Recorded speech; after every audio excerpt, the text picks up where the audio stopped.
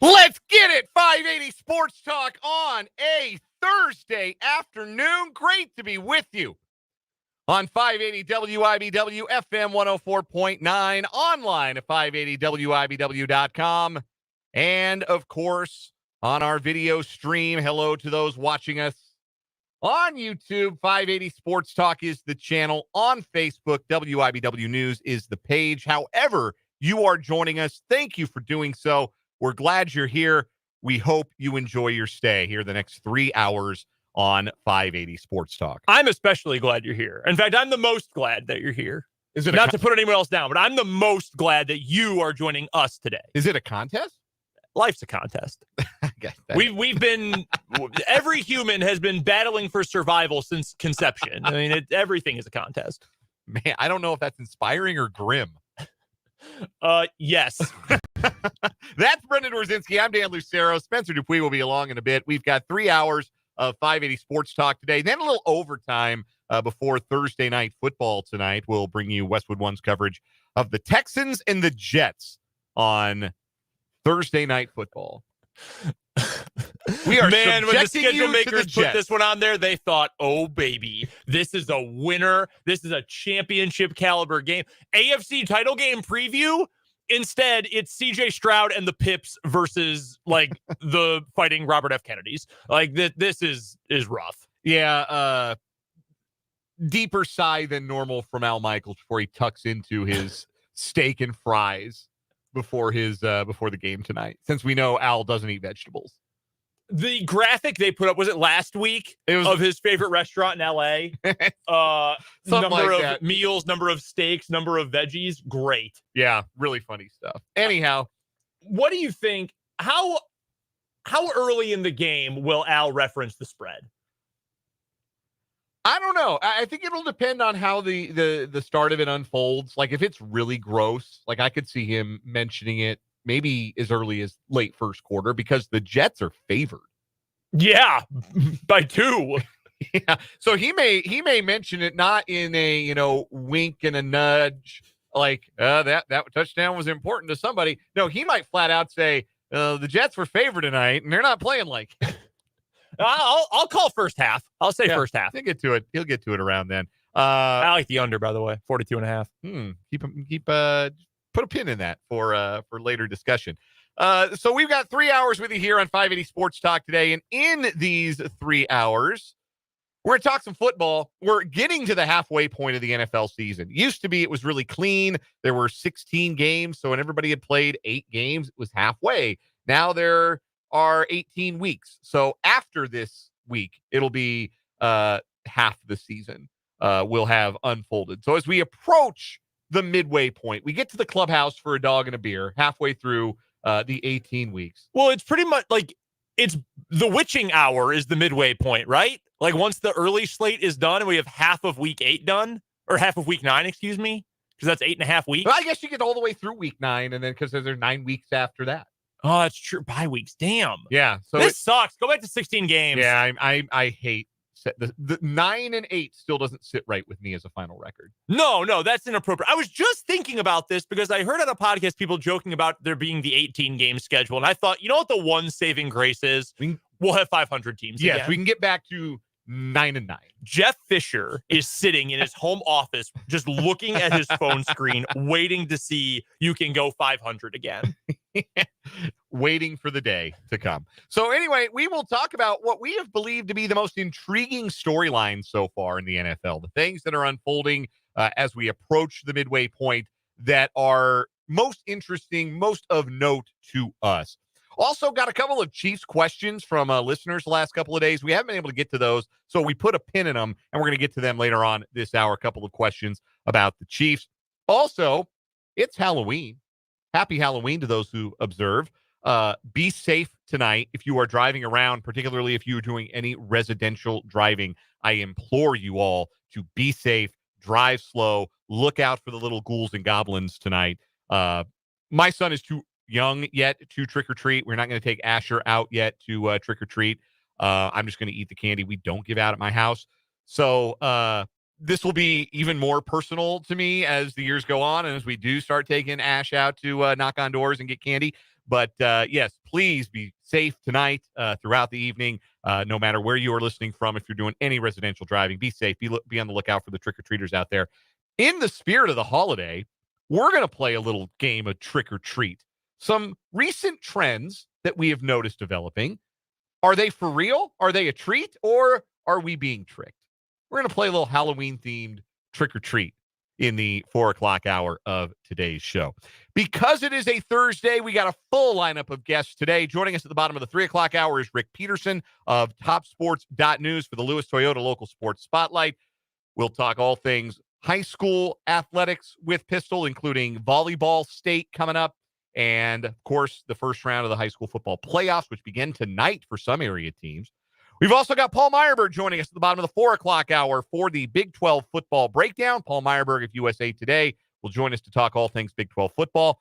And the voice of the Chiefs, Mitch Holthus, will check in with us for his weekly conversation here on 580 Sports Talk at 5:25. Plus, we crown an October champion on What Is Wrong With You. It's down to Rashee Rice's mom and German cocaine pizza. These two stories are not related.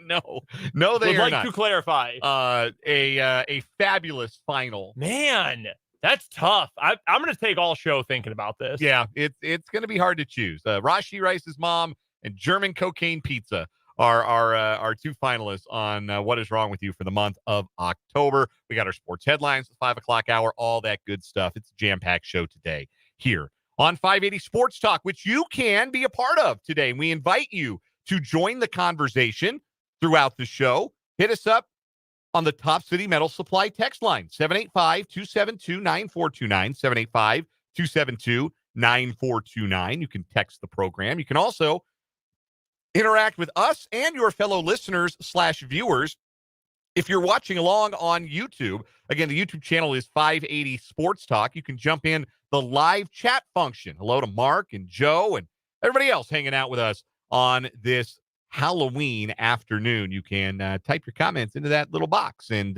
some of them we'll even put on the screen, and that will interact too. Mark with more good Halloween advice. Don't give raisins to kids. Absolutely not. Don't be the raisin house out there if you're listening. Do not be the raisin house. Do not be the penny house. Do not be the toothpaste house. When I was growing up, unless you're a dentist, then it's funny. Then everybody will go, oh yeah, oh, the dentist gave us toothpaste. That's a funny bit. Yeah, when I was growing up, there was the popcorn ball house, which don't give your kids popcorn balls. Just don't do it. Come on. If I got a popcorn ball, I would want dental floss from the next house. I'd throw it at someone. It feels like a baseball. It looked like a hedge ball, right? Right. Like, don't do that. We had the house that gave out little business cards that had a quarter taped to them with a prayer on it. Like, I appreciate the sentiment, but maybe not tonight.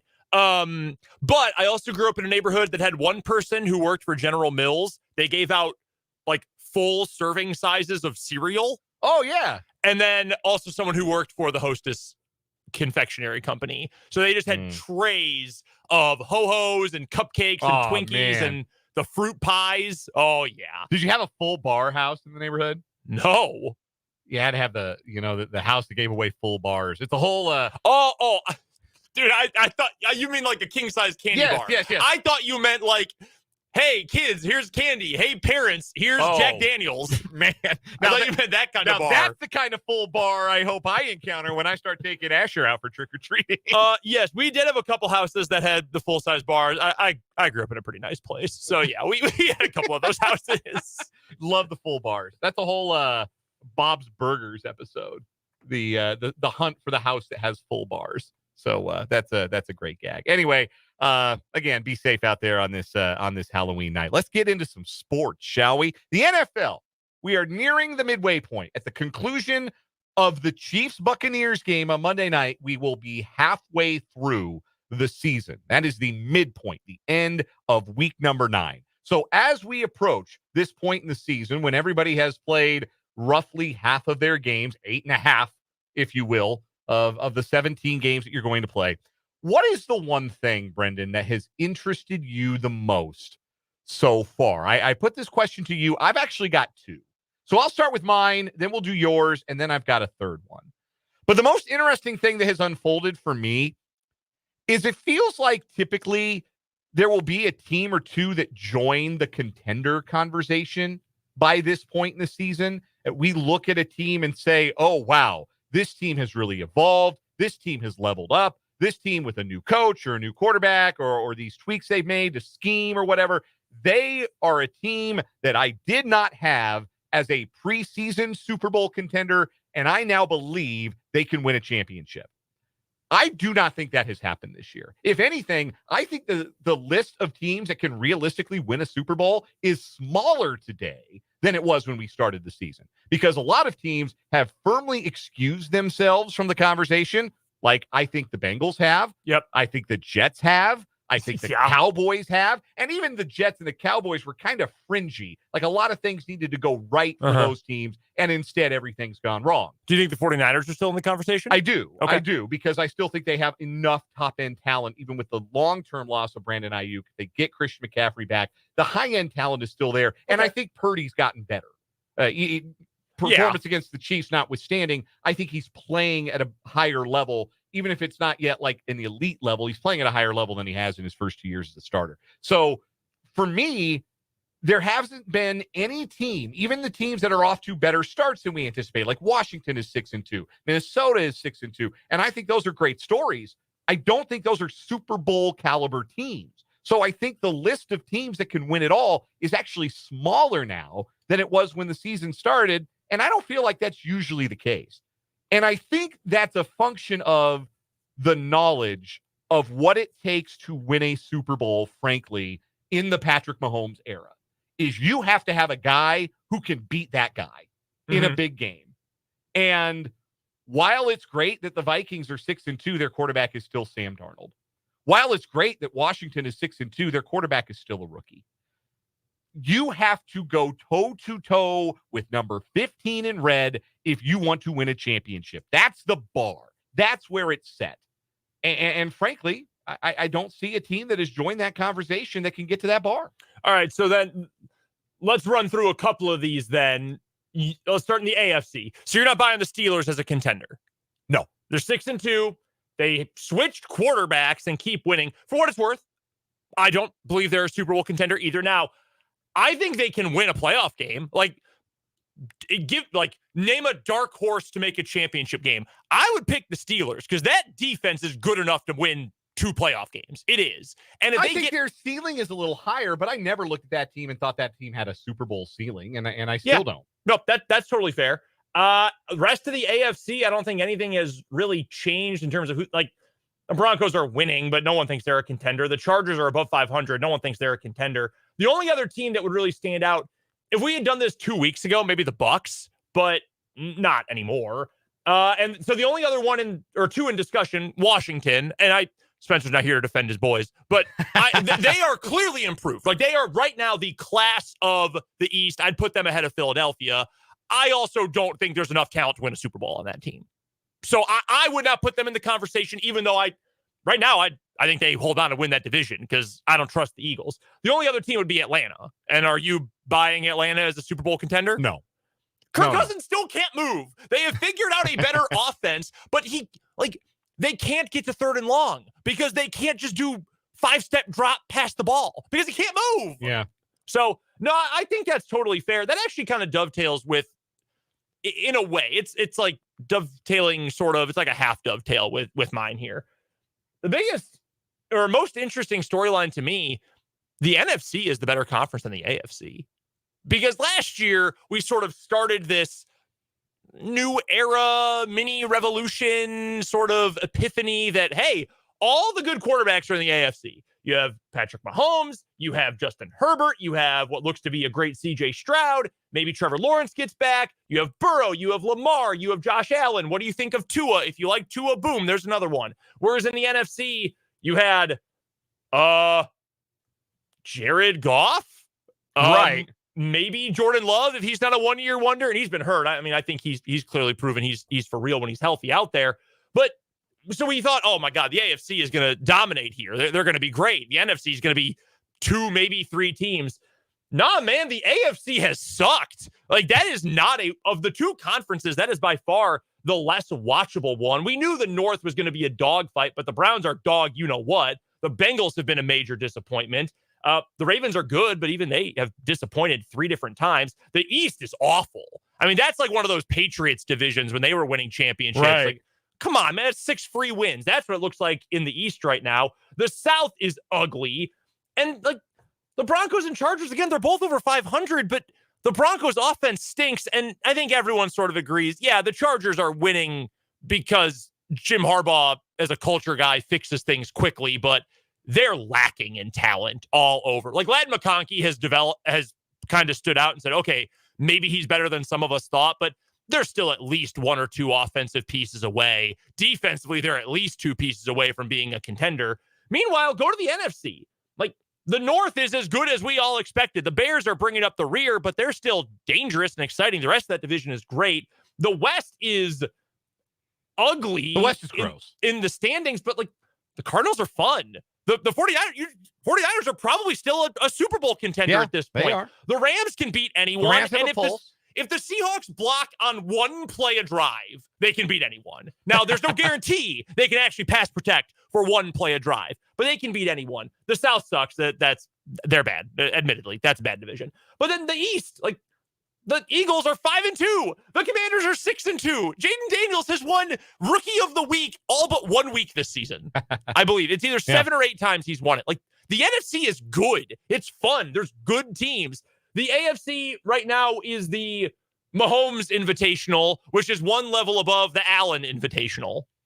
Like, that's kind of it. No, that's a great point. And I think we felt like at the turn of the decade, we were going to enter an era where the AFC had a chance to do what the NFC did through like the 80s and 90s, which was win all the Super Bowls because all the quarterbacks were there. You had Montana, you had Sims, you had the Heisman in the early 80s. Then you had Aikman and Young, and like that's where Favre went to 2. Yeah, that's where the quarterbacks were. Like, and then John Elway. Yeah, in the AFC, you had like John Elway, great. Jim Kelly was very good. Yeah. But look at some of the other quarterbacks to make the Stan Humphries. I give you Stan Humphries. I give you Steve Grogan, Chanute legend. Respect to the former K-Stater. Yeah. But who is the? Oh my God! It's not Lomax. Who was the Steelers quarterback? You know who I'm talking Neil about. O'Donnell. Neil O'Donnell, the other Neil quarterback. Those were the guys making the Super Bowl in the AFC for the better part of like a decade and a half. And it felt like that's where we were headed. And instead, the AFC quarterbacks that we're looking at, like obviously Josh Allen's still really good, and Lamar Jackson, and yes, Mahomes, and CJ Stroud has elevated, but like Joe Burrow's team is 3-5, and Tua Tagovailoa is not going to get there. Like that's not going to happen. So Denver traded for Russell Wilson and didn't catch any of his prime. So yeah, I think that it does feel like the NFC is playing at least more fun football. We'll see how that shakes out in the last half of the season. Quarterbacks, though, are my other takeaway, my one big takeaway from this, and it's the rookie class of quarterbacks. We were dying for a good rookie class of quarterbacks. It's been a while. It's been a while since we've had a group of good quarterbacks enter the league. Jaden Daniels already self-evidently the truth.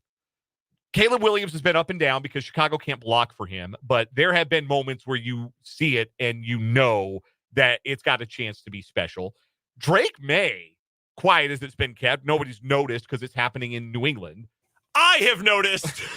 But like the first 2 outings for Drake May and one cut short because of the concussion have been promising. He looked good. And you know one AFC Offensive Rookie of the Month this last month? Oh my God, I do know who. Yeah, I saw someone tweet, they're just picking quarterback who played the most games at this point for this award.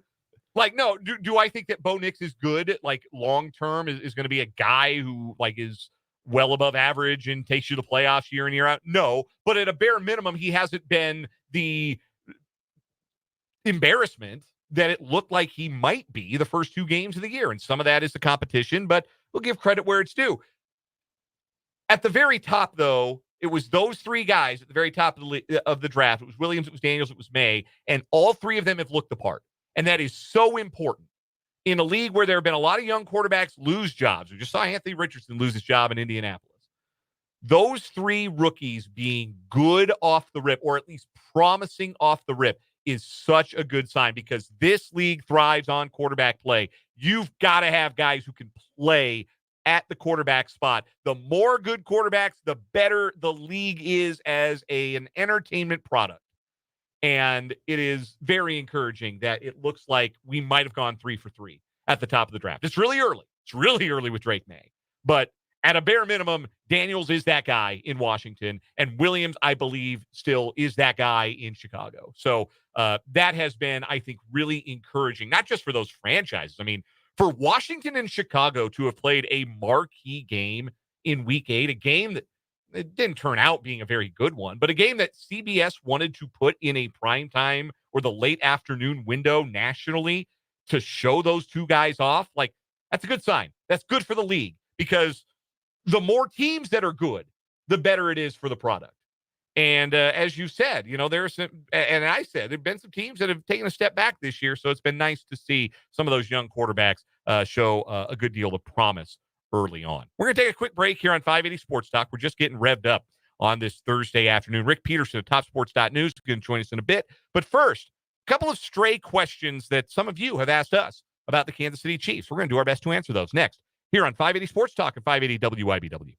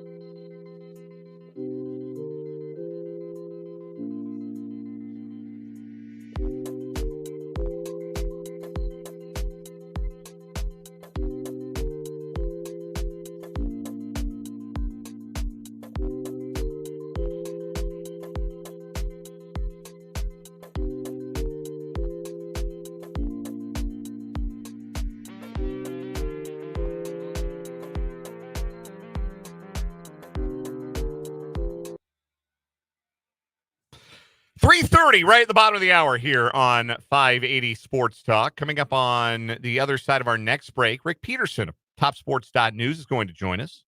Lots going on as the fall sports season winds to a conclusion in Kansas high school athletics. Football playoffs revving up. 4 games in the area or involving area teams anyway tonight. And, of course, a full city slate tomorrow. Our game, 580 Preps playoff football coming to you tomorrow night. We'll have action from Don Pierce Field at Siemens Stadium. It's a city versus city matchup in round 1 in the Class 5A West bracket as Siemens plays host to Topeka West. We'll have the action for you tomorrow night. Pregame at about 6:30, kickoff at 7 here on 580 WIBW. Shoot, city versus city and league versus league. It's an in-league matchup. Yeah, we got some of that. We got a lot of rematches, as it turns out. Topeka High is going back out to Junction City in the 6A West bracket. That's the 8-9 game. Unfortunately, it broke such that Topeka High ended up the 9 seed. Yeah, so, tough. Yeah, they have to go out on the road out there to Geary County and take on the Blue Jays. But, Hayden Hiawatha is a rematch too in round one of the 3A East playoffs. They've changed the way that they've seeded 3A now. They're doing it on a not on the hyper regional basis that they used to do it. They're doing East and West seeding 1 through 16, just like 6A, 5A, 4A are. So at the very least, it will lessen confusion about who gets to be the home team. Yes, that's a plus. You know who's not happy about that matchup? Hiawatha. Yeah, probably not. No, I'm not trying to throw shade at anyone, but that didn't go super well for them the first time. If I may paraphrase Charles Barkley when he was a member of the 92 Dream Team, and they asked him about Angola, and he said, "I don't know nothing about Angola, but I know Angola's in trouble." and I can't say I know a lot about Hiawatha. Most programs would be taking on this Hayden program, though, to be fair. But I know they're in trouble because I've seen that Hayden team. Anyhow, we'll talk some high school sports with Rick Peterson here in just a little bit. But on the Top City Mail Supply text line, 785-272-9429. Sometimes some questions come in and we don't get to them. Sometimes, a thought or a question comes in and we miss our window to get to it. Doesn't mean we don't see them and appreciate every single one of them. You should always text the show. You should text the show every day. Never stop. 785-272-9429. Send us a text and send us your thoughts. And this should prove that even if we don't get to it right off the rip, we'll find a way to get to it if it's worth getting to. Let us know when you get home. Tell us where you're going to be. Yes. Send timestamps. We've had people send us their grocery list before on accident, but very funny. We've gotten grocery lists before. Anyhow, couple of questions about the Chiefs that we've gotten in. And of course, we don't have a Chiefs game to really chew on until Monday, but we do want to talk some Chiefs today. Chiefs play Monday night against the Tampa Bay Buccaneers. This question from a texter from the 785. How big an impact do you see DeAndre Hopkins having this week? It is game number 2 for Hopkins in a Chiefs uniform. Andy Reid says it will be an increased snap load for Hopkins, so I would expect a commensurate increase in targets. Is it crazy to think he could be their leading receiver on Monday night? Is that out of line to think that he might maybe not have the most targets, but that he could have the most yards? No, I don't think that's an impossibility by any means. I don't think there's anyone on this team who you look at and say, this guy has to get 12 targets a game. There's nobody like that on this roster. I think DeAndre Hopkins can be effective for you if he only gets targeted 4 times. I think he can be effective for you if he gets targeted 12 times. I think there's a lot of gray area there with the production you can get out of DeAndre Hopkins this year. So I think it's fair to assume he will have a bigger role than he did in his first game. I don't know how big that role will be, but I do think he will have a bigger role. We'll have a little more trust. We'll have a little more comfortability with this offense. So I think we can expect more out of him. Now, how much more is still up for debate. Also had a question in from the 785 the other day, and it was a question about Clyde Edwards-Helaire. What do the Chiefs do with Clyde? What is going to happen to him once Isaiah Pacheco returns to health? Now, Clyde Edwards-Helaire has been running back number 3, really 4 on this roster since his return from injured reserve. He's not been active for a game since he came back from injured reserve. And it's really hard to make a case that he ought to stay on the roster when Isaiah Pacheco comes back. There's really no argument for it because the Chiefs have gotten good work from Kareem Hunt and from Samaj P. Ryan and from Carson Steele. So you're not taking one of those guys off the roster when Pacheco returns. It's going to be Clyde who leaves the 53-man roster. Now, it's obvious, too, that there's a relationship between organization and player that kind of goes beyond what he can give them on the field right now. He's going through some off the field things the Chiefs are trying to be supportive of him with. And I would think that maybe a practice squad reunion might be within the realm of possibility when they do have to clear that 53-man roster spot inevitably. Yeah. But I think that's probably what it is. I don't think there's certainly not going to be a taker in the trade market. They're just going to have to maneuver around that. It'll be a hard thing to do, but unfortunately a necessary thing to do. By all accounts, Clyde Edwards-Helaire, a great teammate, has the respect of everybody in that locker room, and going through some things that are very difficult to manage right now. So The Chiefs should be commended for taking care of one of their own and a guy who has helped them win championships, plural. Absolutely. But when the time comes to make a decision, he won't be on the 53-man roster. And if they can bring him back on the practice squad, maybe that's the solution there. Especially the later you get in the season, you use the 3 elevations and make a choice at the very end of the year because other guys will get hurt. Yeah. There will be other dudes who get banged up and have to miss time. Yeah, and he worst guys to have around. Yeah. If he's willing to be a practice squad guy, certainly would be worst guys to have around from a teammate perspective and from an institutional knowledge perspective. My only thought there is that the respect factor they have for him, the fact that they wanted to pay him to begin with, and you don't get a ton out of Samaje Perine. You get some, but some they could keep their guy over a guy that they signed due to injuries. I totally see where you're going, but I do think Perine offers more in terms of pass protection. Yeah, I would say pass so, but also I'm definitely. like from the Chiefs' perspective, right? They've clearly backed their guy through all of this. But guys also know who's going to help them win. Yeah, and you have to at the end of the day. It's a results business. Yeah. It's a people business, but it's a results business too, especially when you're chasing a championship. And also, Clark Hunt has enough money to pay him if he's not active. We'll take a break. Come back. Rick Peterson joins us next on 580 Sports Talk.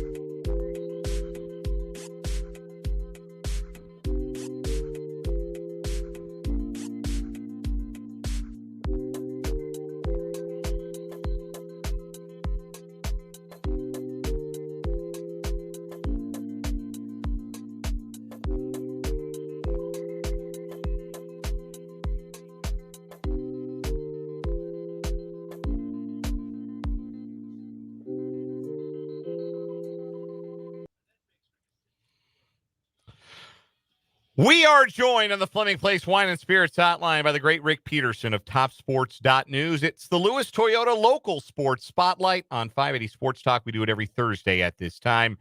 Check out Pistol's essential coverage of Shawnee County High School athletics and Washburn University athletics at TopSports.News. Find him on Twitter at Peterson_Rick. And Pistol, there's so much to get to. Let's start with state volleyball, because there are 3 teams from the capital city that have an outstanding chance of bringing home some gold. Washburn Rural in 6A, Seaman in 5A, Hayden in 4A. How do you make their chances coming up this weekend?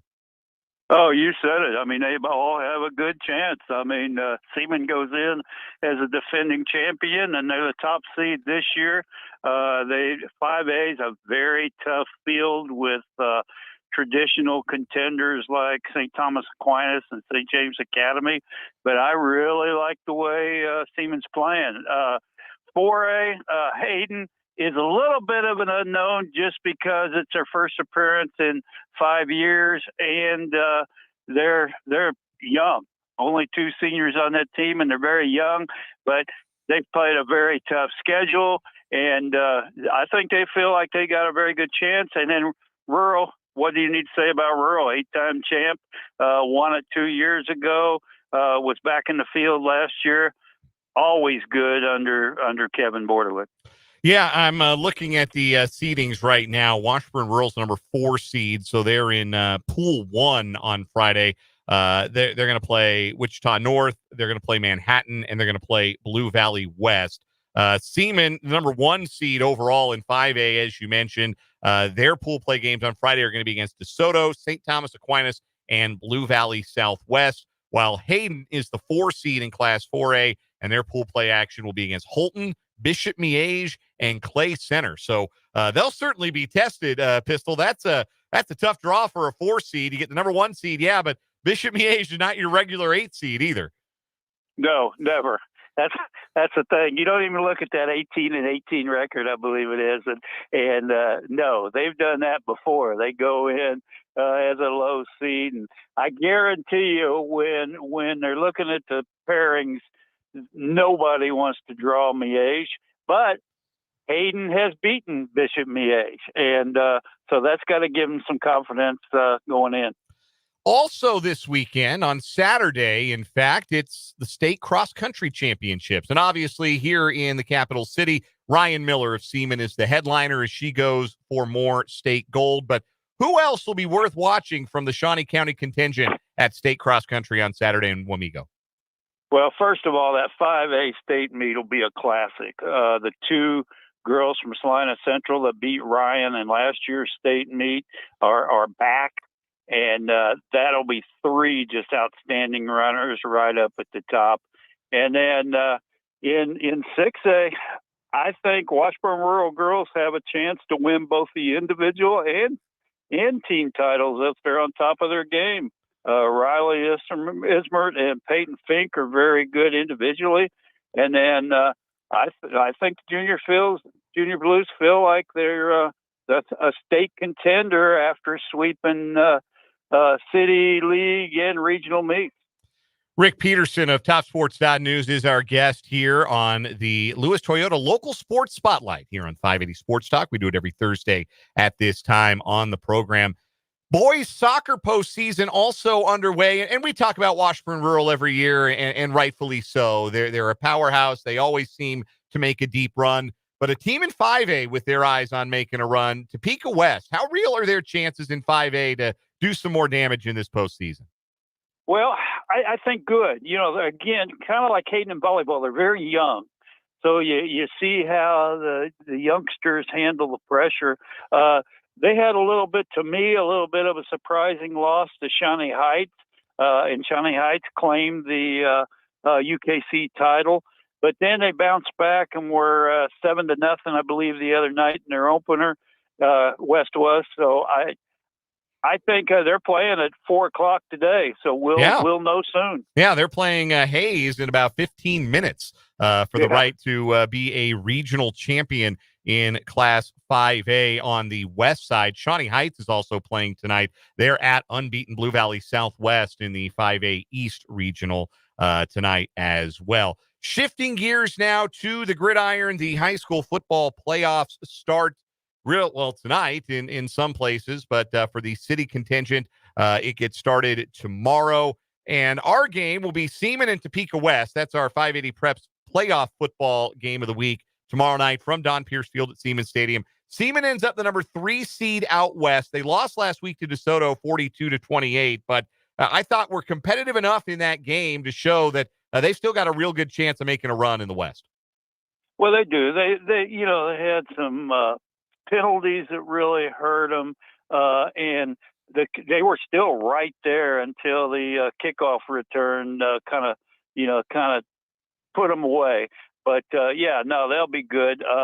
They're I like their draw. I mean, let's face it, you kind of want to be on the West. So I think they can go a long way. Over in 5A East, you've got Highland Park at home tomorrow night taking on Pittsburgh. And Shawnee Heights going on the road. It's a tough year for Shawnee Heights at 2-6, but with the play of their quarterback, Aiden Scott, they can score on anybody. You think they could put a scare into 7-1 Spring Hill tomorrow night? I think they can beat them. They're going to have to stop somebody, though. That's the thing. You can't have any 79-67 games. You can't count on that. So they're going to have to make some stops, come up with some big plays. But like you said, they've all year they've been able to put points on the board. So that's not the problem. And then I think the other intriguing game on the East is like you said. I mean, Highland Park and Pittsburgh. That could be I think that's a tough draw for the Scots. Yeah, Pittsburgh runs that option, and they can be real physical and run it between the tackles. But this Highland Park team's as good up front as any Highland Park team I've seen, certainly. They're going to have to be really stout, though, against that Pittsburgh team. Yes, I think it's if they get by that game, I think that's a huge win for that program. In 6A, the city contingent going on the road in the 6A West bracket, Topeka High rematching with Junction City in the 8-9 game. Washburn Rural ended up the 10 seed. They go out on the road to take on Mays. And we've seen an up and down year for Steve Bueller's bunch, but that's a group with a lot of playoff experience. What are their chances of going on the road and pulling an upset in round one? They'll have to play better than they have in the last several weeks. And if they do that, I think they can give themselves a chance. I do like their chances, but they're going to have to really play. They have to really play well to have a chance at an upset. Meanwhile, the 3, 2, and 1A brackets this year for football now look a lot more like the 6A, 5A, 4A brackets. That's a change this year. It used to be more regional, where you'd have the regional seeds grouped a little more regionally appropriate, and that was not the case this year. So that means that no matter what you did in your regional, if you're a regional champion or whatever, you get seeded by your overall record. So that's the case for Hayden in 3A, Silver Lake in 2A, Rossville in 1A. Do you like that change? Do you think that's been beneficial? I think it is, because I didn't like, sometimes you just ended up with some really weird pairings and some really tough early pairings. And I think this will help in that regard. It looks like to me the seedings, at least for the local teams, are pretty accurate. Rossville is winners of 5 in a row after they lost their first 3 games. They play Wabaunsee tomorrow night at home. They're the 4 seed in the East. You think Rossville can make a run to another state final? It certainly feels like they've got an opportunity, though. You can't write off teams like Jackson Heights and Colgan out east. No, you can't, but I wouldn't want to play. It's still hard for me to imagine Rossville as a 1A team. And if I'm a 1A school, I wouldn't want to play the Dogs. Just a few years ago, they were 3A, and now they're 1A. And they, yes, to answer your question, yes, I think they could go all the way but they're going to have some tough battles, as you just said. Silver Lake's the 5 seed in Class 2A. They play tonight against Galena in round 1 action. They're the area team that gets things started a day early. But how do you make their odds out east? Humboldt's number 1 seed, undefeated. Osage City is also undefeated. Nemaha Central, of course, the 2-time defending champs. They're the 3 seed. It looks like a very rugged east, but maybe a bit of a fairer draw in terms of the seeding, because you don't have those teams looking to knock each other out in the regionals. Yes, and that's true. And I think I think Silver Lake can play with anybody. They were tied with Osage City at the half, and I think they can play with Nemaha. It's just, with that, you just want to try to build some momentum and give yourself a chance.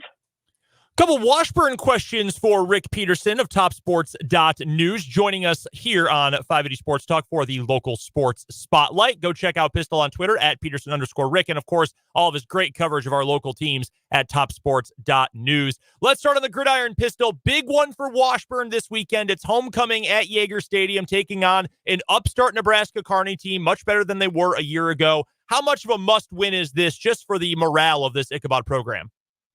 Morale's a big thing, and when I talked to Craig and Trey Richardson yesterday, they both agreed that Washburn played well enough to win that game last week and played very well.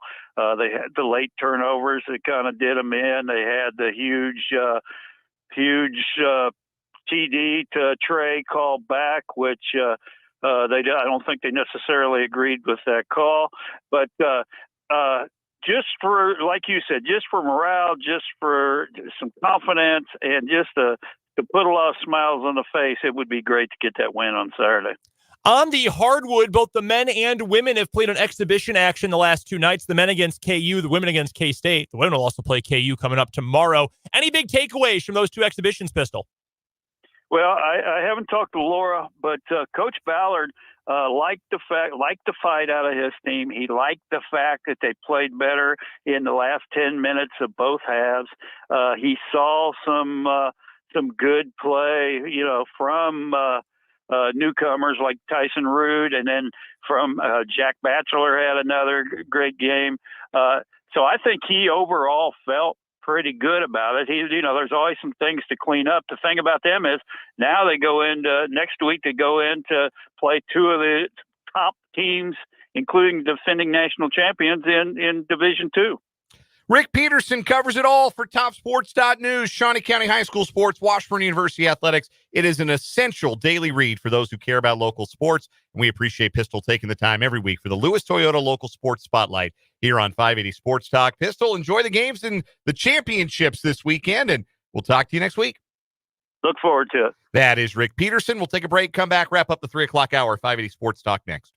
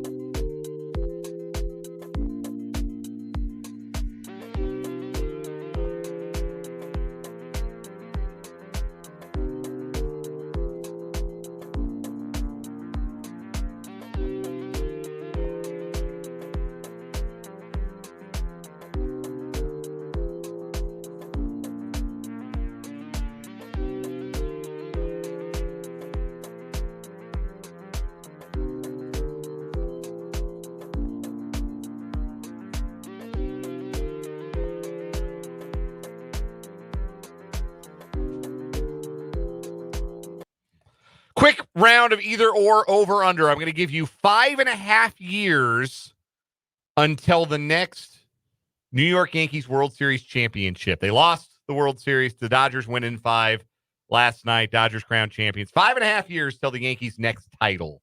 Over, under. Over. Because they're not signing Soto. They're not going to do it. Man, they I'm going gotta to call do my it. shot now. They're not going to do it. That would be wild. Yeah, I'm going to take the over. They're not doing it. Juan Soto basically said he's going into free agency last night and said he doesn't close any doors. They can afford him. They're the Yankees. Why wouldn't you want to afford him? He said he hasn't Have you closed met any the doors. Steinbrenner kids? Yeah, they're Why son. wouldn't you want to afford him? Because I'm a Major League Baseball owner in the mid-2020s, and I make money whether I spend or not. I just cannot fathom that that would be 3 teams who had employed like the modern day Ted Williams, which is what Juan Soto essentially is. And 3 of those teams saying, hey, it's too rich for our blood, man. Hey, Can't do it. he said he's not closed any doors. So here's my hoping. He's not going to the Nationals, bud. It would be the funniest thing ever with all the trade It that would they be. got back. It would be very funny. I do Extremely agree with funny. that. Yes, agreed on that. Next hour, Paul Myerberg, What Is Wrong With You Championship. But first, Trick or Treat. That's coming up. 580 Sports Talk.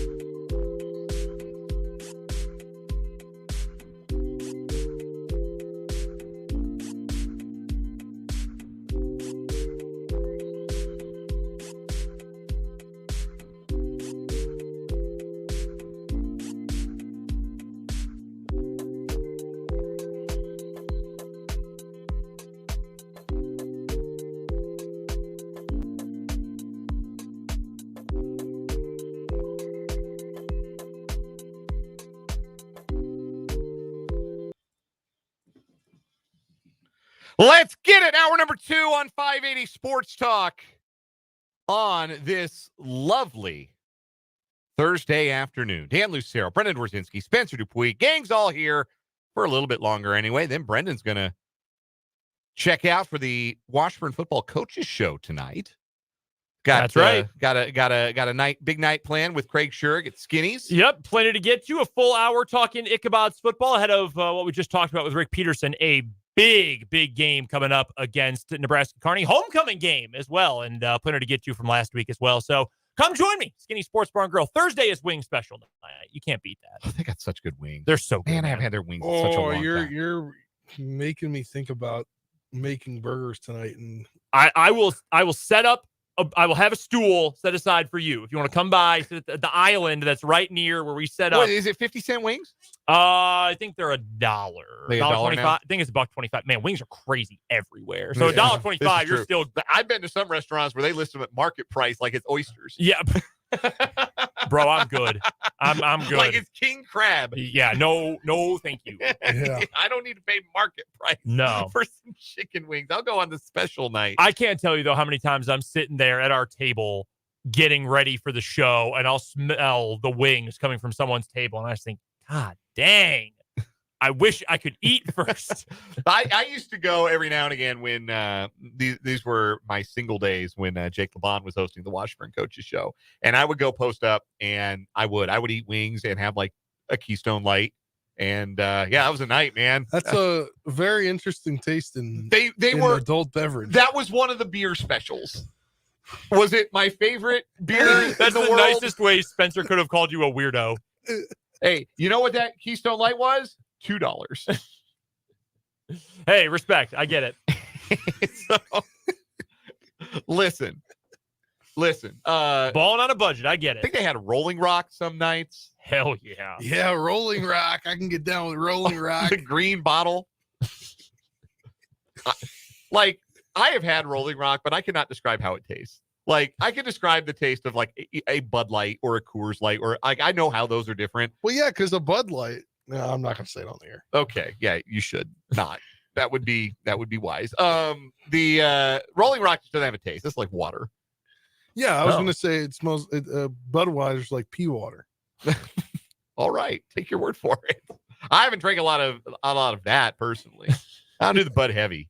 I'll do the Coors Original, the Yellow Belly, but don't drink a lot of Bud Heavy. I don't know if you can even find the old Miller Genuine Draft anymore. Oh, I saw it. Did you? Yeah. Back in the day when my dad drank, that was his go-to. Miller Genuine The Draft. MGD. That's right. Yeah. I saw it because Garage Beer. It's the Travis Kelce, Yeah. Jason Kelce beer. Uh-huh. My girlfriend really wants to try it because, anything that has to do with Travis Kelce, which is remotely close to Taylor Swift, she has to jump on.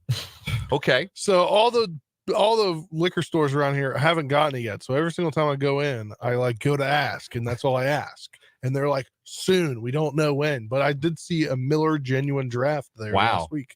MGD, and then like that OG Michelob. Like all you ever see is Michelob Ultra. I don't think you get just like a I don't think Michelob. they make Michelob anymore. Michelob Heavy.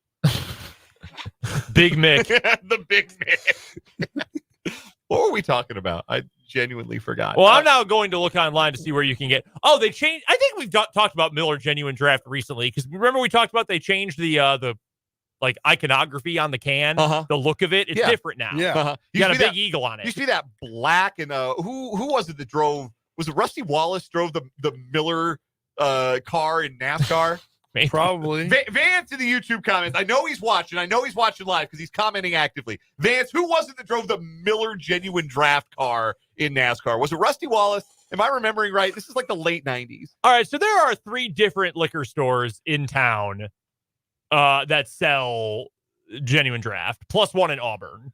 Okay. Where you can go get an MGD. All right, I'll have to keep that in the back of my mind. I've always said, and I do not plan on starting to drink beer soon or at any point in my life. You're on a solid 30-year streak of not, and why break it? And I'm pretty good with that. But I've always told myself that if I was going to indulge, I feel like I'd be a High Life guy. I've had High Let me Life, tell you a little something about the High Life, brother. I will tell you it's not great. Wrong. Bubbly. Wrong. It's the champagne of beers. That's why it's bubbly. Yeah. Love it. You move your bottle like this too much and then it's spilling out. Like, that's not convenient. don't move your bottle that much. Just sip it gently and enjoy the champagne of beers. Enjoy the high life. Sounds like you've had some good times with the High Life. I have had good times with the High Life. You can buy the High Life in far more places than you can buy the good old MGD. You can buy the High Life at a grocery store. You can buy it at Target. You can buy it on Amazon. Vance confirms that my memory of mid to late 90s NASCAR paint schemes is in fact correct. Nice. It was Rusty Wallace who drove the and then it must have been Sterling Marlin who drove the Coors car. Sterling Marlin is an awesome name. Isn't That is a great. Isn't that a sick NASCAR name? He drove the Coors Light car. Yes. Random news. Dale Jr. is driving the Bud Heavy car again for something. I saw it on Really? Twitter. Yeah, for some limited race series, he's bringing it back. Huh. Shout out to Good for him. Shout out Dale Jr. I was a big Dale Jr. guy. Seems I'm like a big Dale Jr. guy too, and you know what's his favorite NFL team Yes, is? I know who Oh his my favorite God. NFL team You is. know All what? right, Commanders, we jumped the shark. Still to come this hour on 580 Sports Talk on 580 WIBW, FM 104.9, online at 580 WIBW, and on our video stream. Watch us on YouTube and interact with us in the YouTube comments on 580 Sports Talk, the YouTube channel. You can also watch us on Facebook at WIBW News. We have got Paul Myerberg joining us, bottom of the hour, the great Paul Myerberg, for the Big 12 football breakdown. Lots of stuff to get to with Paul. We've also got to crown a champion on what is wrong with you for the month of October. So looking forward to settling our champion. Who will join the tournament of failed champions coming up in December? Who will join stories like the gorilla wedding and the stinky feet shooting and Matthew Pancake? Who will join their ranks as one of our now 10 monthly champions? It is so sad that only one of these stories Two enter, can join it. but only one leaves. But first, it is Halloween today. And I thought we'd do a little Halloween flavored, Halloween themed segment on the show today. In the spirit of fun and mirth, I was going to have the Monster Mash queued up, and I totally forgot to do that. You want to give me Very mirthy of you. Yeah, not a lot of mirth involved there. Do not cue my computer yet, Spencer. I will let you know when YouTube stops showing ads. I can share my favorite Halloween. Cue the computer. Ooh, this is fancy. This is a music video? Yeah, it's a lyric video. Wow. Yeah. Bobby Boris Pickett. Yeah. Wow. That's right. You can take it down. Yeah. I share it every Halloween. When I grew up, the folks who lived across the street from my best friend, they used to put up a velvet rope across their front steps up to their deck and their front door that said, "As Christians, we do not celebrate Halloween. Please do not ring our doorbell." Okay. Now, look, I'm not here to criticize anyone's religious convictions. I have some personally as well. I have my own belief system that I believe very strongly in. Here's the thing. I still like Snickers bars. I still like walking up to people's doors and saying, candy me now. Give candy now. I like to do that.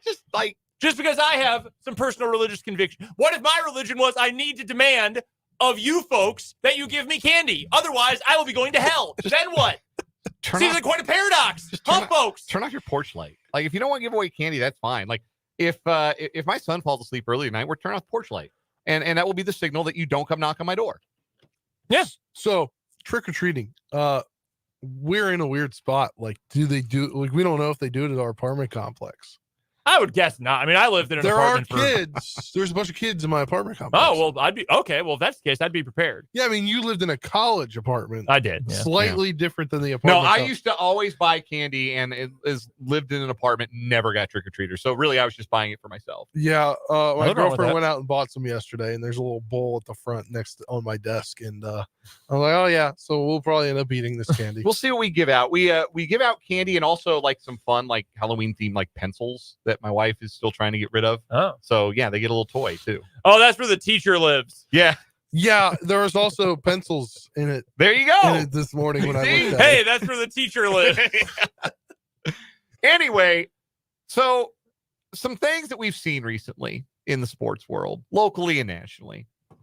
Are they a trick or are they a treat? That's a simple question I'm going to pose to the audience and to you gentlemen. Is it a trick or is it a treat? Or is what we're seeing real, or is what we're seeing a bit of a mirage? And I'm going to start with the recent red zone improvement for the Kansas City Chiefs. The Chiefs have been much better in the red zone since the bye. They have increased their scoring in the since the bye week. They were really outstanding, obviously, against the 49ers, scoring in the red zone. They have jumped up now in terms of red zone scoring, touchdown scoring percentage in the red zone.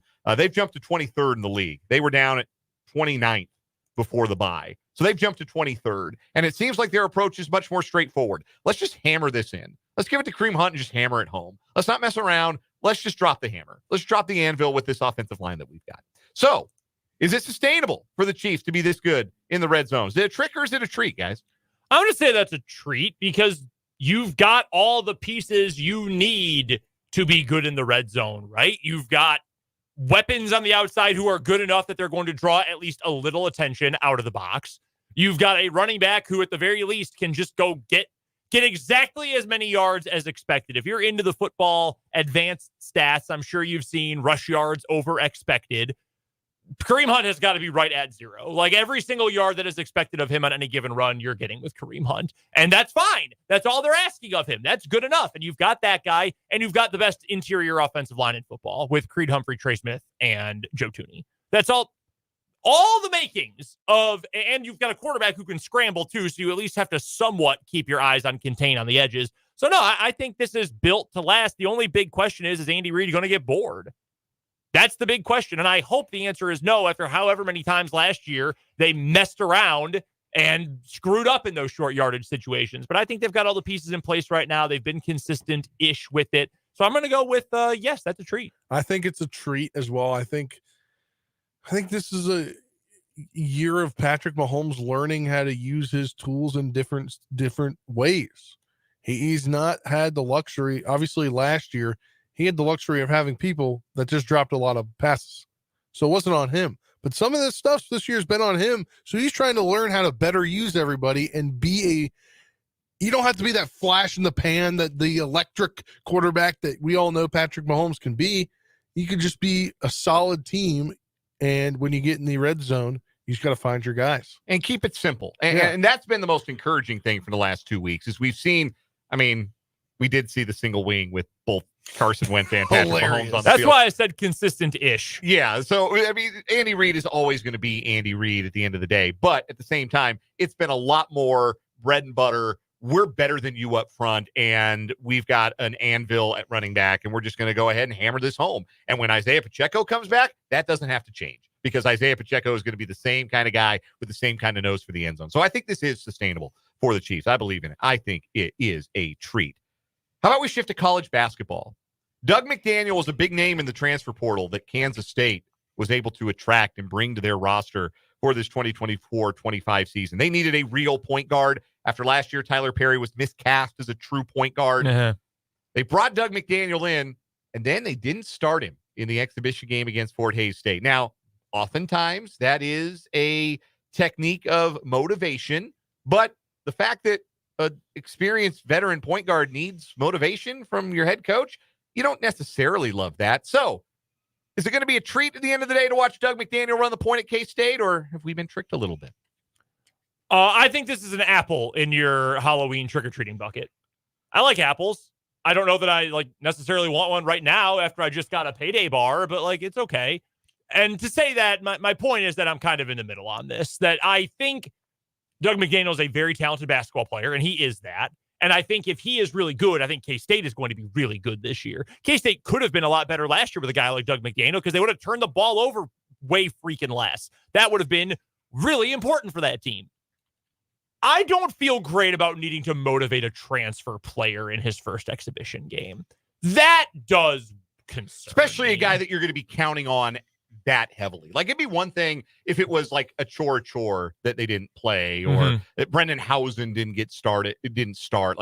Doug McDaniel is super important to the process for this K-State team because we saw last year what it looks like when they don't have a point guard. It doesn't really function the way you want it to function. And look, fair or unfair, you sort of have to harken back to last year when he got suspended for 6 games at Michigan. I know that was an academic thing, but listen, I know that guy, like locally, D2 athletes, y'all are going to class. Like y'all are coming here to play school. At that level, you got tutors, man. You got people who are helping you out. You've got people who are going to make sure you get by in class. So to me, the grades thing is a discipline thing as much as it is anything else. Yeah. And I'm not worried, but I think you have to at least draw a connection and say, okay, that's 2 years in a row. There's been some need to give extra motivation to play high-level college basketball for major programs. And that at least makes you think, hey, is something here that needs to be worked on. I still think he's the level of player that ought to be a treat. And again, just having real point guard instincts. But sure, I do think that was a little concerning to not see McDaniel in the starting role right off the bat. It was kind of concerning that you put him in the game and he plays 29 minutes and he was 1 for 8.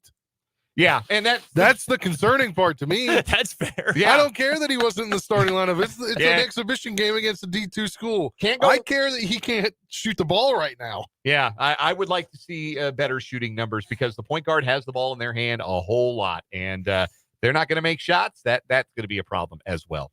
How about we pivot to the diamond? Baseball season ended last night. The Dodgers beat the Yankees in the World Series. We'll remember this baseball season fondly around these parts as the Royals won 86 games, earned a wild card, won the wild card series, and pushed the Yankees in a 4-game American League Division Series. They were able to do that down the stretch and in the playoffs because their much maligned bullpen was a revelation late in the season with the acquisition of Lucas Erceg and the improvement in-house of guys like Angel Zerpa and Chris Bubich and Daniel Lynch. The bullpen turned from a joke to a force.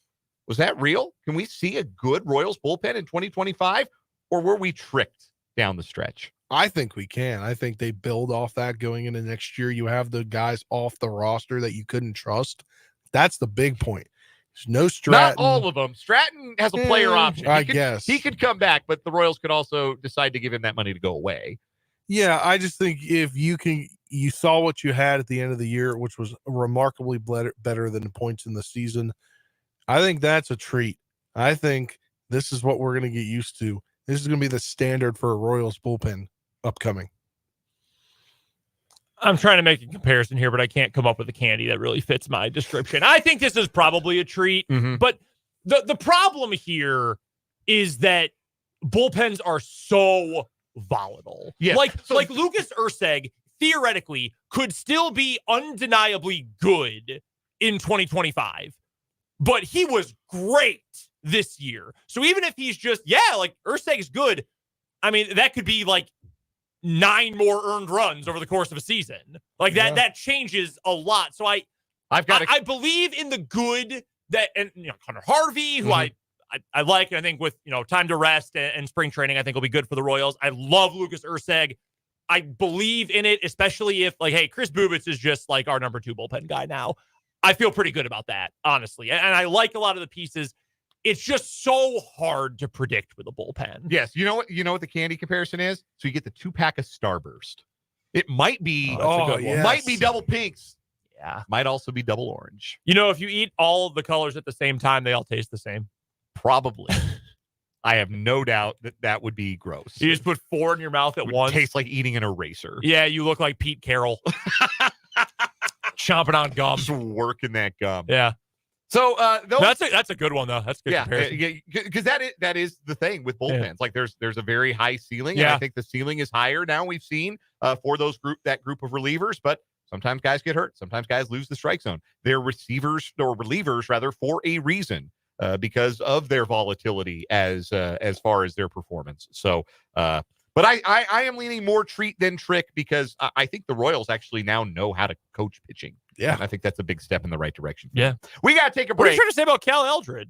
That he was bad at his job. I said that repeatedly. I'll say it again. I'll shout it from the mountaintops. Cal Eldred was a terrible pitching coach. Cal Eldred was the peanut butter kisses of Halloween candies for baseball coaches. I'll say it with glee. He was terrible. Candy corn.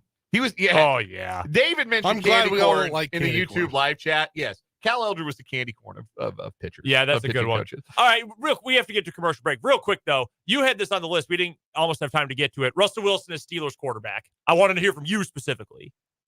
I think it's real. I think it's a treat. I think that the last 2 years in Denver, he had an utterly incompetent head coach in Nathaniel Hackett. I think you could throw everything that happened that year out. Okay. Nathaniel Hackett was the most overmatched head coach in the history of the league.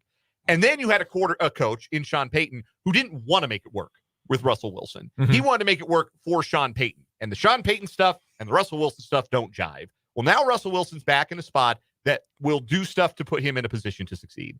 And while he is not the same player that he was in his 20s, he's not the same athlete. He's not as able to escape the pocket and make magic happen as he used to. He can still do some of those things, and he can still throw a beautiful deep ball. And that's all that offense really needs, the way they run the ball, the way that they can get the ball out to the tight ends in short passes and keep the chains moving. And every now and again, hit on a deep ball with the defense they've got. It's going to work. Like, it feels like early Seattle Russell Wilson, like the recipe for success. I believe it. I believe it. I really do. We got to take a break. What is wrong with you? October Championship next on 580 Sports Talk.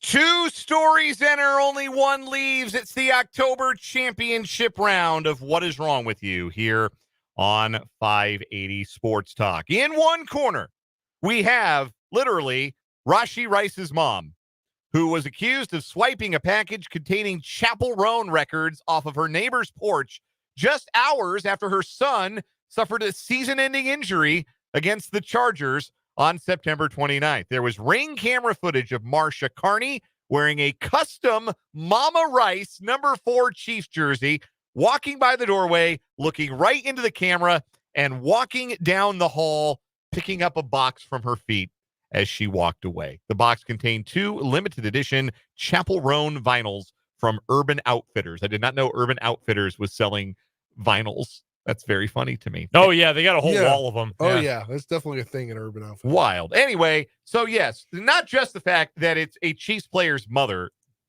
being a porch pirate, not just the fact that it's the mother of a player who is likely to face a long suspension for off-the-field malfeasance, not just that she did it on the same day that her son suffered a season-ending injury to his knee, but the fact that she did it wearing the Mama Rice jersey is really what takes that one over the top. In the other corner, it's German cocaine pizza. Pizza number 40 on the menu at a pizzeria in the western city of Dusseldorf, Germany, came with a side of Coke. And when police first made a 2-liter? No, not that kind. The police buzzed the apartment of the pizzeria manager, and the 36-year-old threw a bag of drugs out the window and directly into the arms of the police officers, which is a very funny visual. There was 3.5 pounds of cocaine, 400 grams of cannabis, and nearly 300,000 American dollars in cash. The restaurant manager was released from detention after a few days, reopened the business, and kept selling pizza number 40. That led to a wide-ranging drug bust in Western Germany, arresting 3 suspects, including the 22-year-old head of the drug operation, and coming across a lot of drugs, along with cutting and stabbing weapons, cash, and expensive watches. The pizzeria manager was arrested and remains in custody. There's a lot there. Yeah. None of it good. So, my vote this week is a tough one. I am going to go with literally Rashi Rice's mom. Okay. I understand the German cocaine pizza is uproariously funny. I understand that. But by the same token, drug dealers got to deal drugs. Rashi Rice's mom does not have to steal albums off someone else's porch.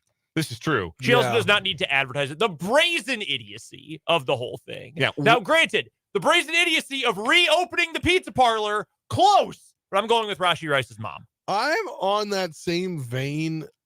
It also doesn't help that, what you mentioned, her son is going to get suspended for a long time for breaking the law as well. Apple, it's the tree where we understand the apple a lot better now. Exactly. To me, that's why it wins. Wow. This is a stunning upset. As much love as we had in the comments on YouTube and on the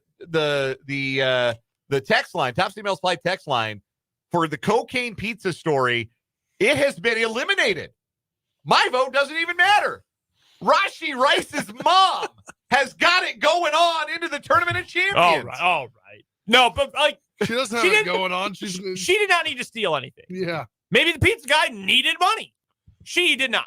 Because her son is Rashi Rice. Rashi Rice's mom scores one of the biggest upsets I can remember in the history of What Is Wrong With You, and she is our October champion. Paul Myerberg is next on 580 Sports Talk.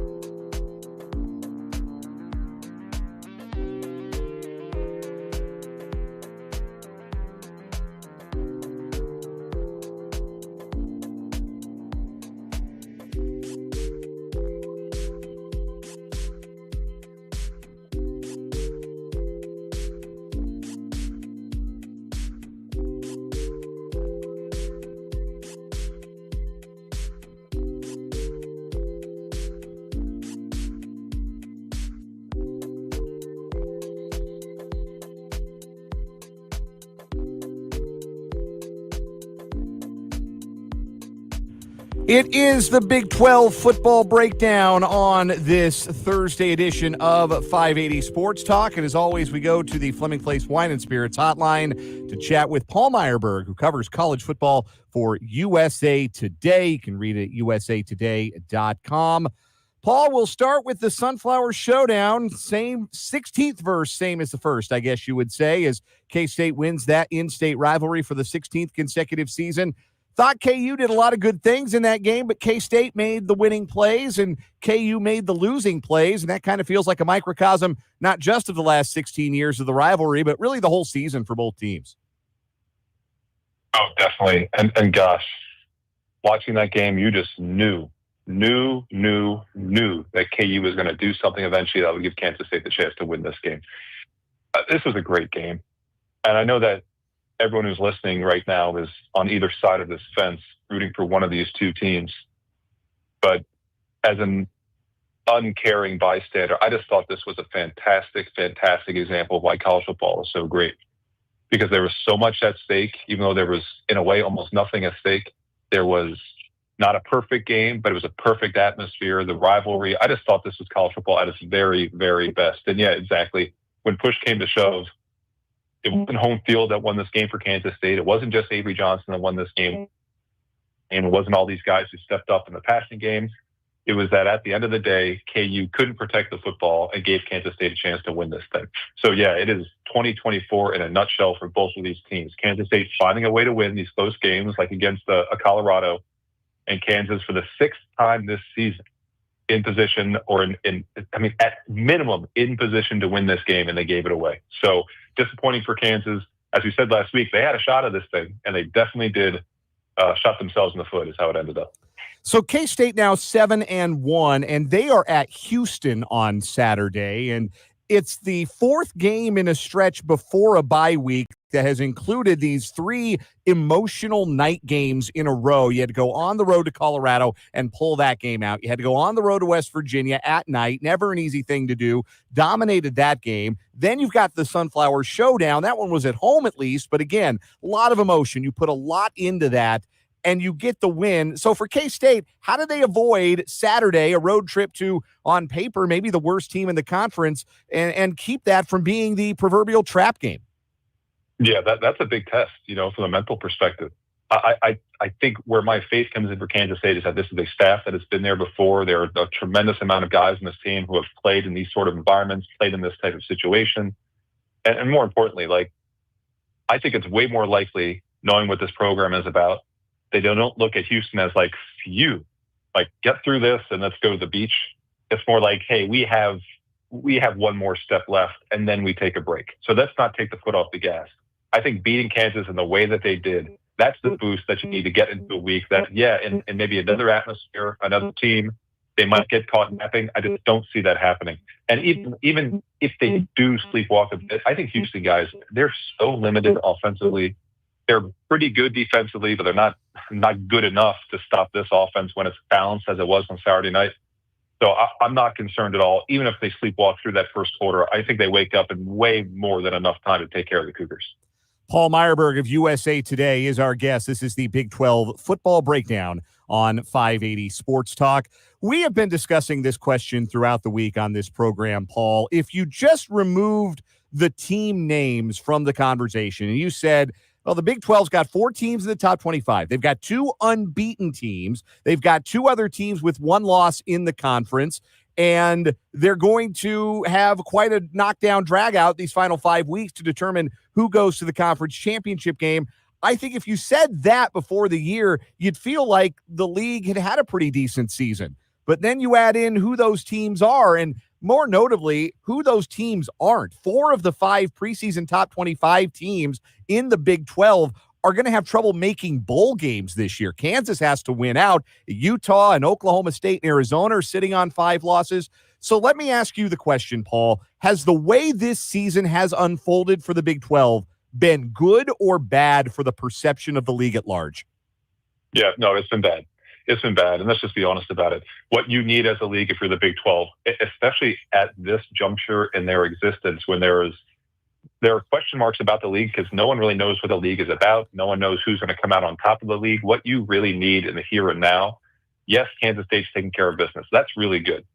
But yeah, you needed Oklahoma State to deliver. I think you really needed Utah to deliver because Utah, even more so than Kansas State, has that reputation nationally of being a contender for a national championship. So it hurts you because the teams that register nationally are the teams that you're mentioning that are near the bottom of the conference standings. But still, like the Big 12, like despite the lack of national respect, because there is no national respect for the Big 12, let's just be honest about it. This is a league in position with 3 legitimate teams that can make the college football playoff. And more importantly, they're in a position where they could have 2 teams make the college football playoff. One team automatically by winning the conference, and another team, whether that's not Iowa State if it's Kansas State, but if it's BYU, that's 11-1, or it's Iowa State 11-1. That's 2 teams that you get into the playoff. So things are good. It's just the weird roundabout way that the Big 12 has gone about it has not been really good for business. And we won't talk again before the playoff rankings come out. I'm just so anticipatory for what those rankings look like, specifically with the Big 12. Will that committee look at the Big 12, look at BYU and Iowa State, for example, take the names out of it, look at what they've achieved, wins against SMU and so on, wins against Iowa, and rank them as they should be ranked? Or will there be some sort of lingering idea that they are overachieving because the teams they thought would be good are not good? Huge question for the Big 12. And while they like to say that every week is different, the first week sets the tone. So we'll talk about that next Thursday, but keep an eye on that on Tuesday night. Where is BYU? Where is Iowa State? And importantly, where's Kansas State? Is Kansas State 18-21? Not likely, but it's possible. So let's just keep all that in mind. And I think the reputation and the respect factor is definitely something that's lacking and definitely something that you need to keep an eye on. The fascinating thing for me, Paul, like you said, is that there are 3 teams that feel like they have a really good playoff chance.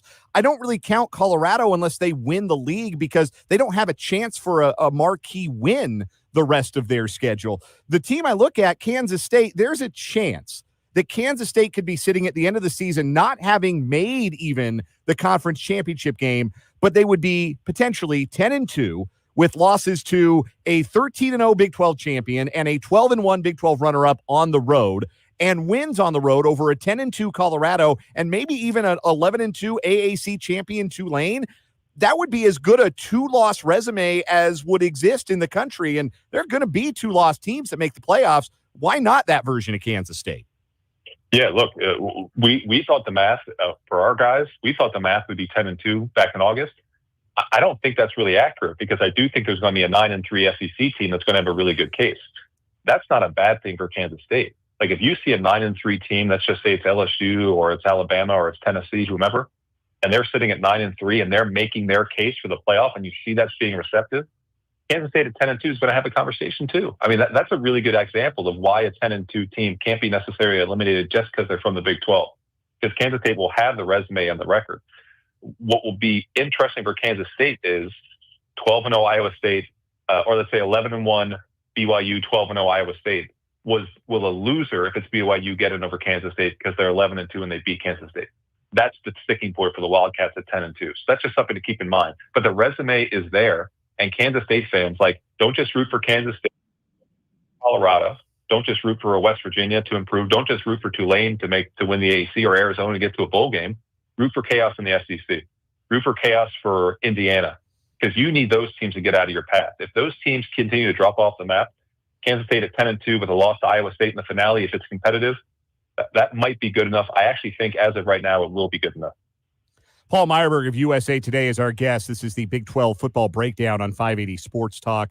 Paul, of those 4 teams that we mentioned earlier who started the year in the top 25 and are now on the cusp of maybe not even making a bowl game out of the Big 12. That'd be Kansas, Oklahoma State, Utah, or Arizona. If you could smash the reset button for one of those 4 teams and give them a do-over on 2024, which one of them would you choose? Oh, I would choose KU because of the fact that every play this game, he might be 8-0 or 7-1.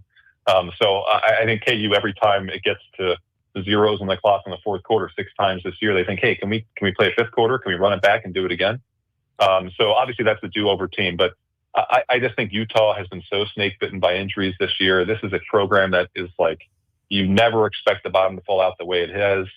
I get the impression from speaking to some people that Utah as a program is about to enter a period of transition. I do think this is Whittingham's last year. So I think that there's an aspect of that that's looming over the program. So I feel like Utah has allowed things to slip out of their grasp so much that based on their recent history, that would probably be a team that I wish could do it over. Because this is the aberration. This is not the realistic Utah. This is the fluke Utah. All right, let's take a look at this week's slate in the Big 12. And one game I want to point to right away is the night game in Waco, Baylor and TCU. Quiet as it's kept, Baylor's made their way to 5 wins. Sawyer Robertson has played good football at quarterback. They found their guy under center. Is this going to end up being a season that maybe provides a stay of execution for Dave Aranda? We all but thought he was fired, but Baylor's played as good as anybody in the league the last couple of weeks, and look again to have found their guy under center. Yeah, and I thought after Iowa State that was the last straw, right? Because Colorado was a game that they should have won. That's a bad look for Aranda, but you do have to understand that bad things happen. I thought they were very competitive against BYU to a degree, and Iowa State just felt like the bottom dropped out. So, yeah, I kind of wrote him off. They've rebounded to the point where they're at 4-4. TCU is a huge game because then you're on the road for Virginia, you're at West Virginia, on the road for Houston, and then KU. So you got to have this one. It's weird for me to kind of evaluate Aranda and really to evaluate a lot of these Power 4 guys on the hot seat, just because the landscape, guys, has changed so much that the markers and the metrics that we might have used 3 or even 2 and certainly 5 years ago to assess whether a guy was coming back, and that was simply record. It was recruiting. It was direction of the program. It was how many times he's cycled through coaches. We can't really rely on that anymore because buyouts are so big and NIL and transfers and the playoff is going to go so long. So are you going to be able to hire the guy that you want if he's coaching for a team that gets deep into the postseason? I think Aranda, if they get to 6-6, I think he buys himself some time. I don't want to say that he's going to have to rework his staff again, but I think that he has enough fans there that if they get to a bowl game and show that sort of improvement, it's probably enough to get him back. But I think at 5-7, they've got enough deep-pocketed guys in that environment, in that community, that they probably will feel the need to make a change. But I give them credit. Like, they reverse things. They're in a good spot right now. It's just, like you said, 8 o'clock to TCU. It's a must-win game. And not just for them, probably for TCU as well, if they want to get to 8 wins or maybe even get to 9 in the postseason. Unbeaten Iowa State returns to action after the bye last week. They're at home against Texas Tech, who reportedly will have Baron Morton back at quarterback after they lost last week to TCU. Can Texas Tech be the team that, like UCF 2 weeks ago, puts a scare into Iowa State in Ames, or do you expect the Cyclones to bounce back out of a bye and put forth a command performance to help their national perception? Yeah, a couple of weeks ago, guys, it was funny. I was writing a piece about when these unbeaten teams would most likely lose, and for some reason I looked at Texas Tech, and I liked this matchup for the Red Raiders. I just liked, at the time, the way they were playing. I liked the fact that their defense has gotten a little bit better. Morton obviously makes that entire offense look so much different. I think my tune has changed to a degree. Tech is such a difficult team to measure to me, because even when they win, it's just like a snag here and a hurdle here and a roadblock there. And when they lose, it's like watching that Kansas State game at time against BYU. They let things get out of hand so quickly. So the key, again, as always against Iowa State, you got to win the turnover margin, and you can't get into a position where you're down by 14 or 17 in the third and fourth quarter. You got to fight back because they can milk that clock and they can run you off the field. So I don't think this is the dice or the day that Iowa State gets tripped up. Texas Tech too unpredictable. So I don't think this moves the needle for Iowa State, but every win, guys, every win brings them a little bit closer to getting to 12-0, getting to 13-0. Arizona plays at UCF, and most teams that it's gone wrong for this year in the Big 12, I can kind of put a finger on why. Like, we know why it's gone south for Utah and Oklahoma State. We talked about that a little bit. We even know why it's gone south for UCF. KJ Jefferson wasn't a hit as their transfer quarterback, and they've still got to get their offensive and defensive line play to a Big 12 standard. Why hasn't it worked for Arizona in Brent Brennan's first year? Yeah, it's a fantastic question. You watch them play on offense with Fida McMillan, and you think, oh, okay, like they've got the pieces, just these two guys right here. This is what we remember. This is why they were top 25. This is why they seemed like a program on the rise last year. I don't want to blame it on Brennan. I do think he's a good coach. I think what he did under shockingly adverse situation at San Jose State that doesn't get enough credit whatsoever nationally with the work that he did there. I don't know exactly what's wrong with Arizona football, but I will tell you this, guys, this is not a team and a program that resembles the trajectory that we saw coming out of last season. And like we spoke about last week, Brennan, if they go 5-7, it's not the end of the world for him, but you got to strike when the iron's hot. I thought they returned enough guys where this team could hit the ground running, at a minimum get to 7-5. That's just simply not going to happen right now. What you've seen like over and over again are nightmarish performances by this team. So they are not at the Kansas level of a, hey, let's get it back. They're not at a Utah level of, like you said, oh, this almost got taken away from us. They are truly the most disappointing team in the league to me, because I can't understand why they can't get their 2 feet in front of them and take a step forward. So this is an offseason that is vital for Arizona. And maybe having an entire offseason with Brennan in charge allows them to attack the portal, attack traditional recruiting, and rebuild their roster. But it's a roster that needs help. And more importantly, they need to have an identity, because they've clearly lost what they were about after last season. All right, Paul, to wrap things up, as always, it's our Dumpster Juice game of the week. Last week, Hawaii scored 34 points. I have no idea where that came from. No clue.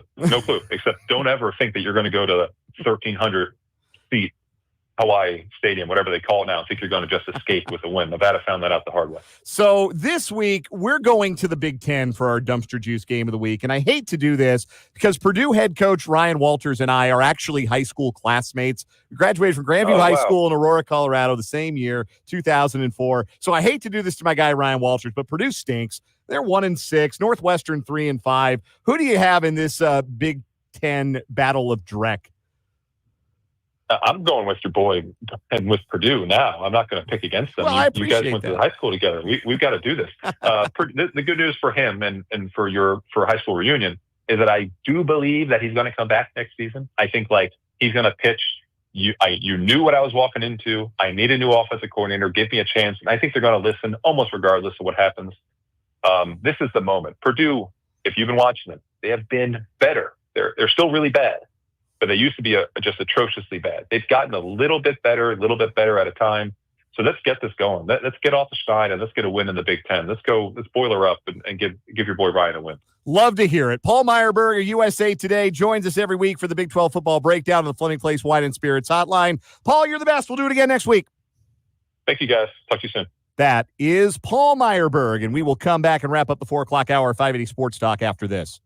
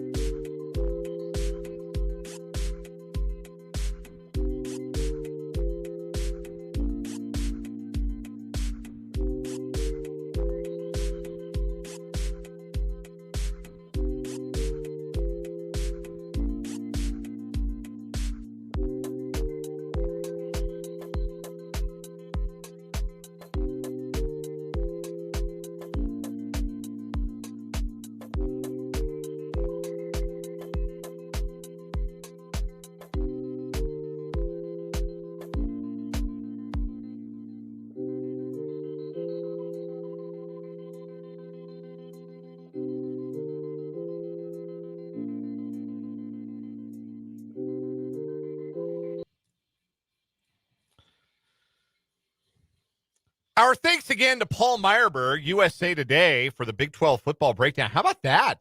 Speculation that this might be it for Kyle Whittingham at Utah.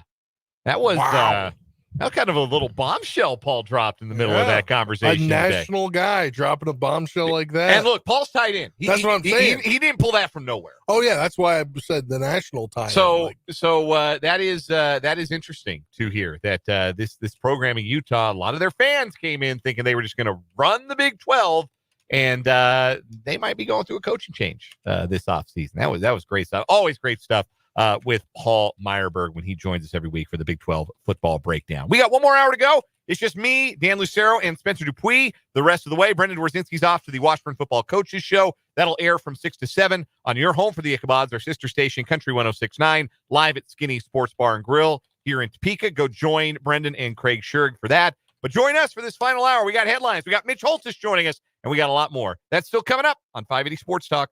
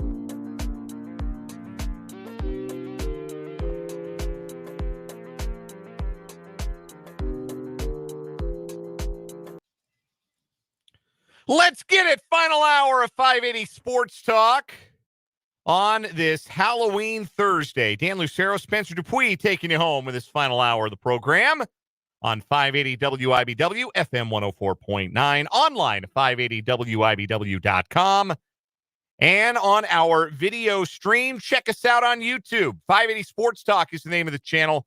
And watch us on Facebook, WIBW News. If you're in that YouTube video or watching it live, check out the live chat. Jump on in, interact with us, interact with your fellow listeners to the show. You can also text the program. The Top City Metal Supply text line, 785-272-9429. From construction sites to renovations, from the farm to the garage, Top City Metal Supply understands the value of precision and cost efficiency. No more wasted materials, no more wasted money, just metal cut to the exact size you need. Top City Metal Supply, located on South Topeka Boulevard, just north of Forbes Field. Here in the final hour of the show, we got the great Mitch Holthus joining us in about 20 minutes or so. The voice of the Chiefs will check in with us. Fresh off of a win on Raider Week. And now it's Buccaneers Week. The Tampa Bay Buccaneers coming to Arrowhead Stadium for Monday Night Football. We'll get a preview from Mitch, some nuggets of the night for that matchup, and look ahead to the 8th game of the season for the lone unbeaten in the NFL. We'll have to talk to him about the new defensive end as well. That's right. Joshua Uche. We'll get his perspective on what Joshua Uche can bring to the team as well. So Mitch Holthus will join us. We'll talk a little bit about Thursday Night Football tonight. Only one college game on deck tonight, and no baseball. Baseball is over. So, it's NFL or it's Tulsa or not Tulsa, Tulane and Charlotte. It's not the best football slate we've ever had on a Thursday night. No. No Conference USA, no Sun Belt. Sun Belt, just the AAC. Yeah, tonight. Sun Belt not going this week. No, not going this week. So we will get to all of that. Plus, again, your texts, your comments here on 580 Sports Talk. But we begin with our 580 Sports Talk headlines, and let's jump into the Chiefs as we have the first participation report of the week for the Chiefs and the Buccaneers. Of course, usually those start on Wednesday, but we play on Monday. You start them on Thursday. There are 3 players who did not practice today for the Chiefs. 2 of them went to Marshall. Marshall mentioned. Yeah. Yeah, well, one is more important. Yes. Najee Johnson remains in the concussion protocol after he suffered a concussion in the win over the Raiders. He did not practice today. Neither did. He did go through a walkthrough, though. He did. He did walk through today, which is a good sign in the right direction, but still a DNP remains in the protocol. Ethan Driscoll, the backup offensive lineman, also former Marshall Thundering Herd, ill. And that is why the reserve O-lineman did not practice today. Also out of practice, Juju Smith-Schuster still dealing with that hamstring injury that caused him to miss last week's game. Mike Dana was limited today. He had not practiced for a couple of weeks dealing with that pectoral injury, but he was back on a limited basis today, which is a good sign about the possibility that he could be active for Monday night. Kareem Hunt also limited, listed as a quad injury. I have to believe that's just kind of vet load management for Hunt at this stage. There's no indication that it's anything real worrisome at this point. Full participants for the Chiefs: McCole Hardman with a knee, Trent McDuffie with a knee, Derek Nottie with a triceps injury, Drew Tranquil with a chest injury, Patrick Mahomes on the list as well, dealing with that ankle that he tweaked at the end of the first half against the Raiders, but he was a full participant, so no real concern there. The Buccaneers have 5 players listed as DNPs for Thursday. The couple of big names among them: Levante David, their veteran linebacker, did not practice with an ankle and a chest injury. Mike Evans, DNP with a hamstring injury. Very unlikely that he'll go. Nose tackle Greg Gaines did not practice with a calf injury. Running back Bucky Irving, who I think pretty clearly is their best running back. I think he's surpassed Rashad White. On a snap-by-snap basis, Irving's the better player, but he is dealing with a toe injury, and according to the Tampa Bay staff, that's just something he's going to have to deal with all year. So he did not practice today, but that doesn't necessarily mean that they're going to hold him out on Monday night. They're just going to have to manage that the rest of the year. Veteran wide receiver Sterling Shepard also did not practice with a hamstring injury. Guard Ben Bredesen, defensive lineman William Golston, and safety Tyke Smith were all limited in practice today. Long snapper Evan Deckers is set to come off injured reserve. He was a full participant with a hamstring injury. So that is your practice report for the Chiefs and the Buccaneers as we start to look ahead to Monday night. Spencer, first headline. You know what? Just because it's Chiefs-esque, I'm gonna do it now. Did you see what I put in there? I did. So first there was Holiday Touchdown, a Chiefs love story, which is premiering November 30th. By the way, we still have that report that we're doing, the post-movie report that Monday, right? Yeah, well, we're all going to watch the movie. Yeah. We're all going to watch the movie. Well, now Lifetime's on a heater.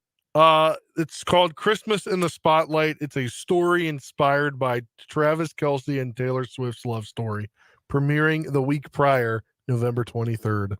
Oh, they're beating him to the punch. Yeah. And I believe the guy that plays Travis Kelce is the guy that's in that the show on FX that played Rob Gronkowski in the Hernandez one that is Rob Gronkowski's friend.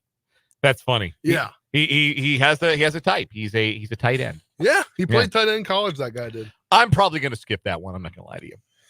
I'll probably be forced into watching it. I don't know if I'm going to get roped into it, but if you do, you'll have to let us know how it is. Yeah. Next headline for me, high school football playoffs begin tonight. A lot of Thursday night games, especially at the 8-man level in the state of Kansas for high school football is week number 9, round 1 of the playoffs. 4 area teams in action tonight in Class 2A. Silver Lake's at home against Galena. Royal Valley is on the road at Sabetha. 8-man football action. Linden, the defending 8-man 1 champions, are on the road. They go out to Oswego. Burlingame, unbeaten Burlingame in 8-man Division 2. They are at home against St. Paul. So all of that action is tonight for our area teams. City teams are all in action tomorrow night. We'll have more about that on tomorrow's show. But the high school football playoffs beginning tonight. It is win or go home from here in the state of Kansas. You forgot to have me play the roundup. That's playoff roundup, Dan. That is playoff roundup, isn't it? I'm saving that for the baseball talk. I'm saving that for the World Series. But man, that's right. Should have just played it in the middle. It would have startled me. Anyhow, that's my next headline. What have you got, Spencer? Some more NFL notes. Panthers are going to start Bryce Young for the second straight game this weekend. Derek Carr returns to the Saints lineup. Jordan Love says he could play against the Detroit Lions, even though he has yet to practice this week. Lamar Jackson and Jared Goff both missed practice on Wednesday and Thursday. I know that Lamar did today. I'm not too certain if Jared Goff did not practice. No, I think they held Lamar out. Yeah. That's what you meant. Yeah. They held him out. I don't know. I don't know if Goff practiced today. Yeah, I haven't seen the injury report from the Lions, but go ahead. You were at the end. I'm sorry. Yeah. That's fascinating. Both Love and Goff dealing with some injuries that would take some of the sheen off of the Lions-Packers game, which is one of the biggest ones for this coming NFL Sunday. Is that the one we're going to get? We're going to get that one on local TV, you think? I don't know if that's the national game or what. CBS has a single game. We're all going to get to watch the Broncos and the Ravens. That's lovely. The late game is Detroit-Green Bay. Only the West Coast and only part of the West Coast is getting the Rams and the Seahawks. Is that 3 weeks now that we're getting Packers games here? I guess so. Yeah, it'll be 3 straight weeks. Brendan's happy. Dallas, Atlanta is the other Fox game that will be shown in the area. That's going to a wide swath of the country as well. Those are the TV games, if anybody's curious. Next headline for me today. There was a story yesterday that was interesting from the world of college football. Apparently, the helmet communication devices being used by Big 12 teams and all Power 4 teams were unencrypted. These communications, coach-to-player in-game communications, were occurring on unencrypted frequencies.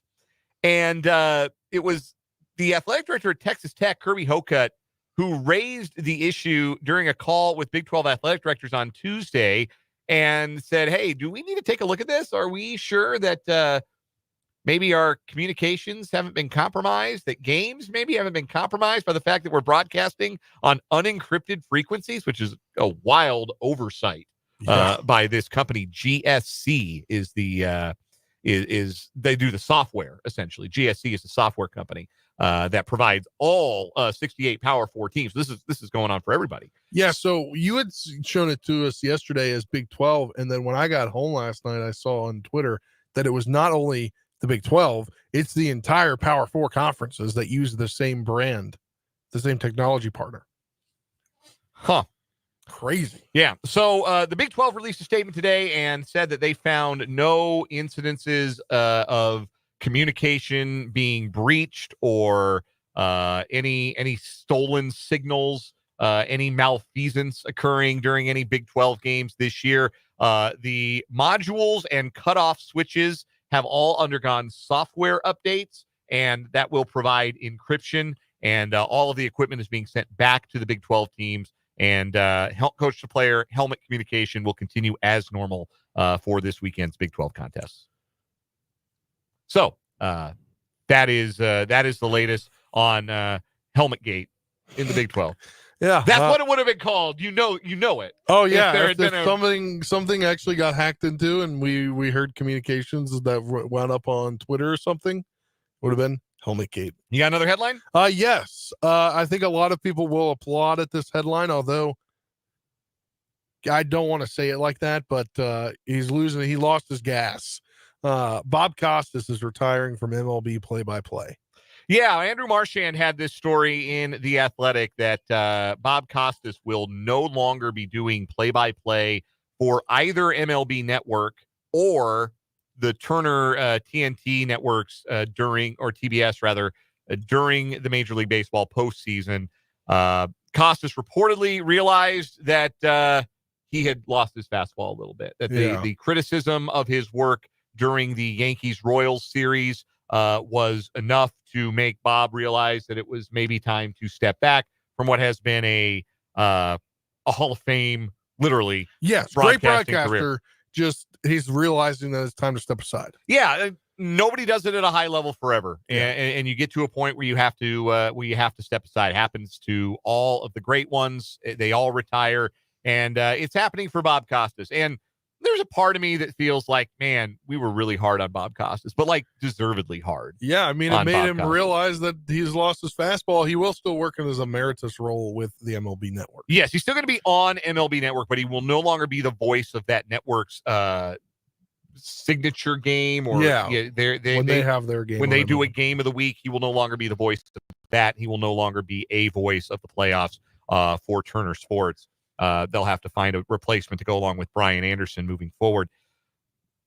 Bob Costas has had a tremendous broadcasting career. One of my early influences as a broadcaster, as a young person who knew that I wanted to be a sports broadcaster at a very young age, growing up in the 90s. He was an early influence on me, and I'm sure many, many others.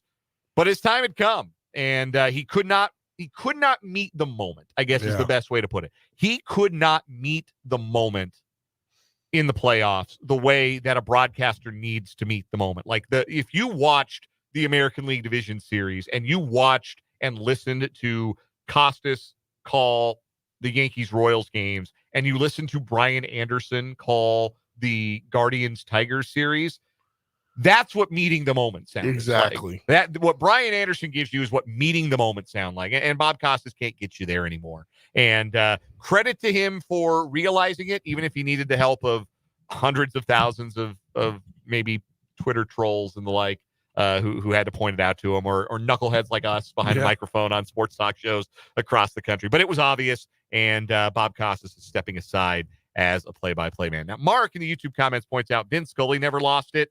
I mean, by the end, there were some slips. Like, by the end, he did refer to Clayton Kershaw as Sandy Koufax a time or two. Like, that did happen. But at the same time, like, but also that was cool. He when realized he lost it, too, by doing a reduced schedule. Yeah, he took on a reduced schedule too by the end, but no, Vin's the best to ever do it. Yes. Like that's Vin never lost it completely because he's the best. Like he's the gold standard. I said it the other day when we did Ask Me Anything with me. Somebody asked me who my Mount Rushmore of sports broadcasters is, and Vin is number one for me. I think that at the end of the day, play-by-play broadcasting is storytelling. Yeah. And he is the best storyteller to ever do this. He is by far the best. Bob Costas, if he had a great flaw there toward the end, he was trying to do too much Vin Scully stuff, trying to do too much of the storytelling. Yeah. And that was not his strength. And he couldn't do it like Vin could. Anyway, Vin Scully, no longer with us, unfortunately, but he would have loved what he saw last night at Yankee Stadium. Let's get to the last playoff roundup of the baseball season. It's time for the 580 Sports Talk Playoff Roundup. For the first time since 2020 and the first time in a real baseball season since 1988, the Los Angeles Dodgers are champions of the world, rallying from a 5-0 deficit in the fifth inning to defeat the New York Yankees 7-6 in Game 5 of the World Series and take the series 4-1. Freddie Freeman was named the World Series MVP. Did you see the fifth inning? Did you see how it all melted down for the Yankees? I did not. Above everything else, I fell asleep yesterday. I respect that. The way the Yankees lost was, more than anything else, very, very funny. They were up 5-0. Aaron Judge had homered along with Jazz Chisholm and Giancarlo Stanton. Yeah, that's the last word I saw. It's 5-0, and I'm like, oh well, okay. Yeah, so this is over. Going to be a game over. 6. There's going to be a game Garrett 6. Cole hadn't allowed a hit. Going into the fifth inning. Then Aaron Judge dropped a routine fly. Then Anthony Volpe made an error. Then it could have been no harm, no foul. Bases loaded, 2 out. Mookie Betts hits a harmless ground ball to first base. And Garrett Cole, halfway to first base, just decides, hey, Anthony Rizzo, you got that, right? That's you, big dog. And Anthony Rizzo was very far from first base, and it was not him. And Mookie Betts beat them both to the bag, and a run scored, and then 4 more runs scored. And a game that should have been 5-0 going into the 6th with Cole cruising was instead 5-5. The Dodgers would fall behind 6-5, but would take the lead on a pair of sacrifice flies in the 8th inning. Osage City's own Blake Trinan, with a winning pitcher last night, needed 42 pitches to get through 2 innings with a slagged Dodger bullpen, but he did it. He got the job done in the 7th and the 8th, and Walker Buehler, on a day's rest, pitched a perfect 9th inning to secure his first career save and to secure the 8th championship in Dodger history. Me personally, I'm just glad somebody lost. Yeah. I don't have a hand in the fight. Yeah, there, like so not super thrilled that somebody had to win it, but I'm glad somebody had to lose it. I will tell you what, my buddy, we were FaceTiming last night. He lives back in West Virginia, and he was like, these dang Dodgers, really, every time. And it was 5-0, and he turned his TV off, and he's like, I'm done watching it. And then when I woke up this morning, as I told you I'd fallen asleep, he said, let's bleeping go. Yeah, I'm sure. And I was like, well, that was a turn. At the end of the day, you have to play good fundamental baseball. Yep. And the Yankees too often this year did not do that. And that is why they are not the champions. The Dodgers, well, they've been great for a decade. Now they finally have a real ring to go along with that Mickey ring from 2020. Congratulations. I say with gritted teeth, the Dodgers. We'll take a break. Come back. Mitch Holthus joins us next on 580 Sports Talk.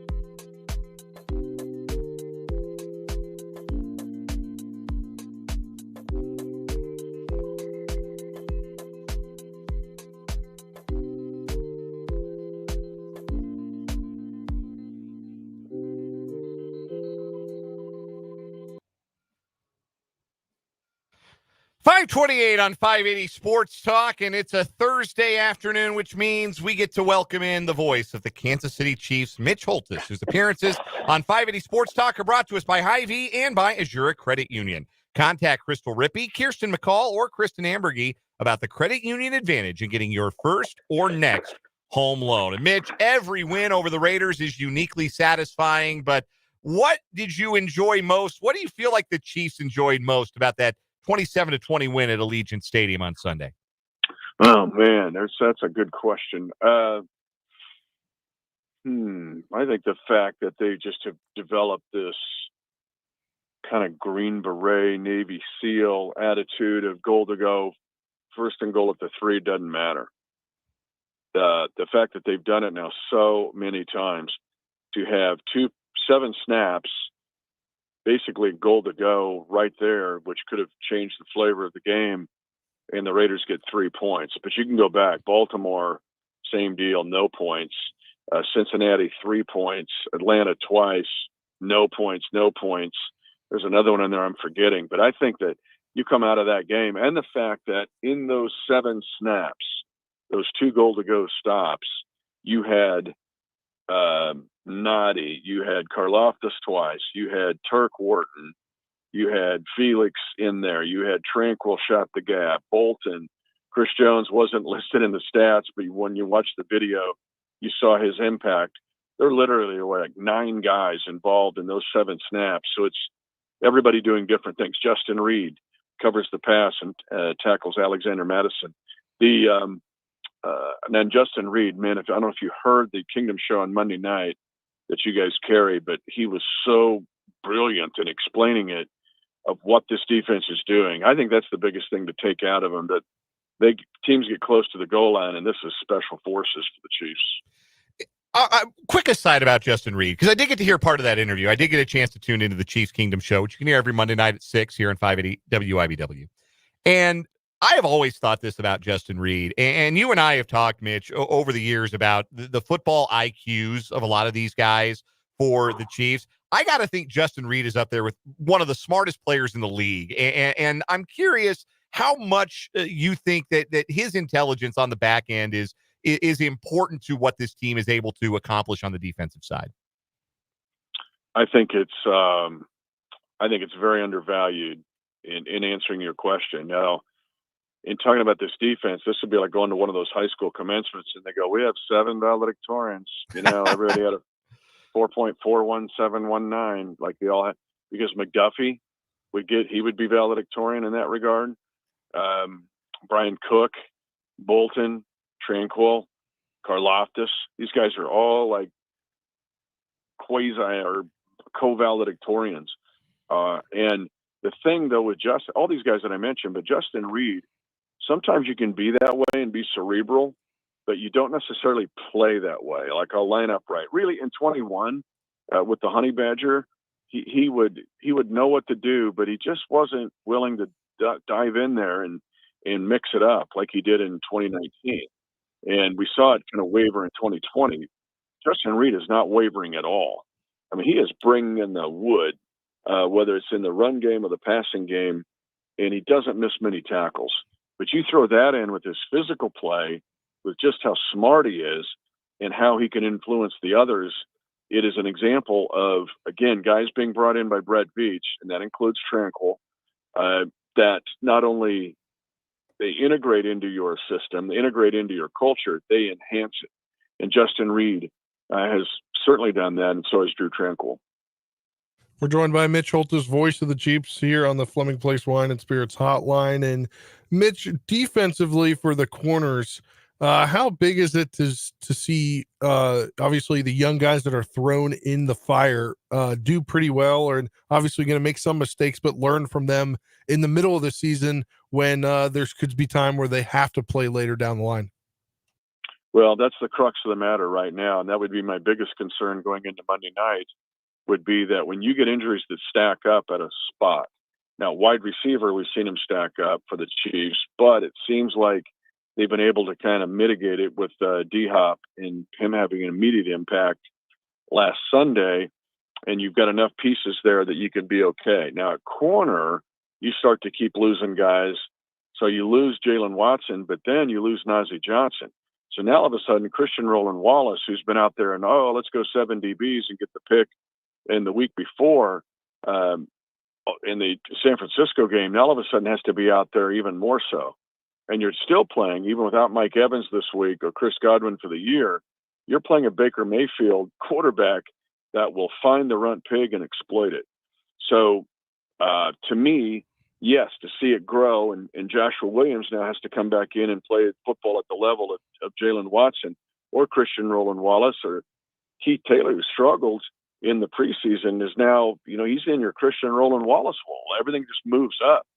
So it's a concern in these next 2 games to see if the injured crew at DB can hold their end of the bargain. There's also been an addition to the team, Mitch, since the last time we spoke. Joshua Uche is the newest member of the Kansas City Chiefs, acquired in a trade with the New England Patriots. And Andy Reid says we're going to see him on Monday night against the Buccaneers. What kind of impact do you think he can have? I think very similar to, let's go back 2 paragraphs ago. He's smart. He fits right in with his defense. He has the ability to pressure the quarterback, but within the scheme. So I think you're getting another Karlaftis type who can have the impact of getting 11.5 sacks, which he had in the 22 season, or being one of the top guys in the league and getting pressures. But he doesn't do it at the loss of the scheme and the assignment. Like, he'll fit right in here, and his ability to do a multiplicity of roles, which is a absolute requirement to play in a Steve Spagnuolo defense. You're not pigeonholed into, hey, you're an edge guy, you're an inside guy. You're going to have to figure out to do a lot of stuff.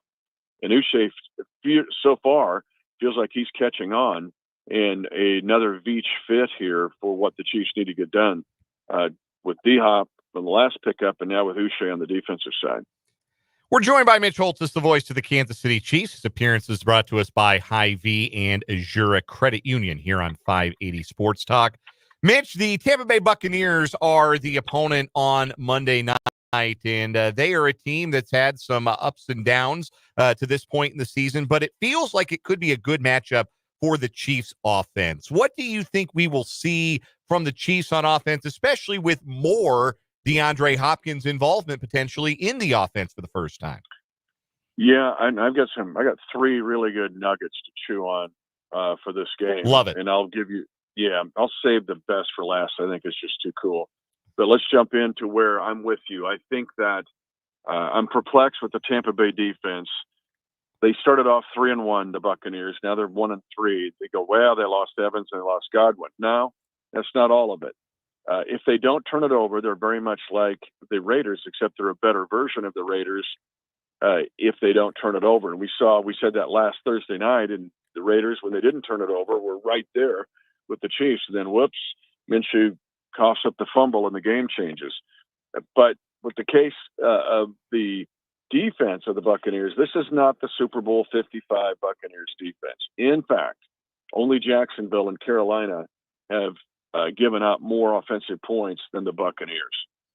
And you look at the base subjects of third down and red zone, these guys struggle. But the big plays, this goes back to my answer for you. Is this a get-right game for the Chiefs offense? Can they break out and explode and go get 38 points? Well, the Buccaneers have allowed 35 20-plus plays. Only 4 teams have allowed more. But the Bucs have also allowed 27 20-plus plays, passes here, and only 3 teams have allowed more. And to me, I'm perplexed. They've had some injuries there. They've lost 2 DBs, but they still have Jordan Whitehead. They still have Antoine Winfield Jr. Don't know if Levante David will play. They still have Vita Vea up front. So they're still good dudes here. You look at the names, but the play is not adding up to the names. You mentioned also that this is a passing game, even if they are certainly will be without Chris Godwin, maybe likely without Mike Evans for Monday night. Still a passing game that has some really good concepts and a quarterback in Baker Mayfield who can make the big throw against a secondary that is still finding itself at the cornerback spot after the Jalen Watson injury. How much does that put on the pass rush to be more productive in terms of the sack numbers. They haven't. Their pressure numbers are around average. The sack numbers have been a little lower than you'd expect, but certainly there are sack capable players, and I think the addition of Uche gives them one more to maybe start to make a bigger dent in the sack department this week. Yeah, but they're being effective without getting sacks. I mean, they're getting teams off the field. The third down numbers are up near the top of the league for the Chiefs defense. But here's one of your nuggets of the night I was going to give you. Can you get pressure with 4? Now, this Bucs offensive line, I think, is underrated. Tristan Wirfs has done a very good job of shifting from right tackle to left tackle. And this is a good young offensive line. Bredesen's good. You look at the right tackle position, too. They've done an excellent job. So it's not always easy to get pressure. I mean, they went and got some – I love these. They went and got some small school Cody Mock, who's like the dude with no teeth with the big, long red hair. Yeah. He came from a town from Hankinson, North Dakota, population 921. To his right is Luke Gudicke, who played at Central Michigan, but he grew up in little town Whitehair, Wisconsin, population 737. You know, we're talking towns like Burlingame, where they have the right guard and right tackle. Well, these guys are tough, and they're hard to get pressure on Mayfield if you have 4. So it leads to my first nugget. When the Chiefs blitz, they're the best blitzing team in the NFL. Quarterbacks against the Chiefs, and think of who they played now. It's a pretty good group of quarterbacks. The quarterback rating against the Chiefs blitz is 40. I'm going to get the number. It's pretty crazy. It's like 40 or 54.9. And nobody's even close to that in the league. But guess who's second in the league in passing efficiency against the blitz? It's Baker Mayfield. So he actually likes the blitz. He's a little bit like Mahomes. Like, he wants you to blitz in so that he can find the hot receiver and get somebody open with separation created by blitzing. Because Mayfield's, I'm just looking at the numbers here, he's second best in the league. His blitz rating is 136.34. And the Chiefs are 49.54 defensively for the opposing quarterback when they blitz. So that's two divergent things that are somebody's going to win that. But if you're the Chiefs and get pressure with 4, easier said than done, because Mayfield just had against Atlanta 50 dropbacks against the Falcons last week, 0 sacks. So your question's a very good one, and one of the crux of the matter, along with the injuries at corner. All right, Mitch, we got time for that great nugget you've been holding back for us for our nugget of the night here. I'm excited to hear this. Well, I'm going to give you a not so great one, and then I'll give you an awesome one. I shouldn't say not so great. It's pertinent to this game. It's another one. It's like the blitz rating. The Chiefs now have gone. We talk about 28 or fewer points, but 25 or fewer points. The Chiefs have disallowed 25 or fewer points, 16 straight games. Crazy, way unheard of. But the Buccaneers have scored 6 of their 8 games this year. They've scored 25 or more. So something's got to give again, that step. But here's the fun one. You realize DeAndre Hopkins is number 1 in the league right now in the terms of career catches with 945. That's you know right. Who's second? You know who's second? Would it be Kelsey? He's not even second. He's tied for first with exactly 945 catches. Oh. DeAndre Hopkins and Travis Kelce go into this Monday night game against the Buccaneers exactly 945 catches apiece on the same team. That is something else. That speaks to just how great those guys have been. And I think we saw a little bit of the impact that Hopkins' presence is going to have on Travis Kelce. And once we see it fully actualized, I think that's going to be pretty impressive. And immediate third down contribution, immediate 2-minute drill contribution. Yes, I don't think it's a coincidence that Kels had 10 catches for 90. But guess who else it helps? And I think I alluded to this last week. Xavier Worthy gets a lot of help from DeAndre Hopkins. One, he doesn't have to carry the load, but teams are going to try to reroute and play more man, and you're going to see some shots to Xavier Worthy that's going to get a few more one-on-ones, and you just tell X, go play, dude. You don't have to have, I got to get 7 catches for 80 yards or we lose. No, don't worry about that. D-Hop will cover that along with Kels. Just get open on that go route like you had against Cincinnati or Baltimore, and we'll all be good. Mitch But I just thought it Holthus. was cool. Yeah, that's amazing. Since 2013, and they have the exact number of catches at 945 going into week 4 season. Yeah, absolutely incredible stuff. Mitch Holthus, voice of the Kansas City Chiefs, joins us every week on 580 Sports Talk, a courtesy of our friends at Hy-Vee and Azura Credit Union. Mitch, it is always a pleasure. Have a great call Monday night. We'll talk to you next week. Same to you guys, man. It's playoff football in Kansas. I love this time of year. November, these late, the brackets are set. It's awesome, man. Yeah, it is. It's a wonderful time of the year. It's feeling like fall. I got a hoodie on today. So, it's football time. It's football time in Kansas. Thanks, Mitch. See you guys. That is Mitch Holthus. We'll step aside for a timeout. We'll come back and round third, head for home on this edition of 580 Sports Talk.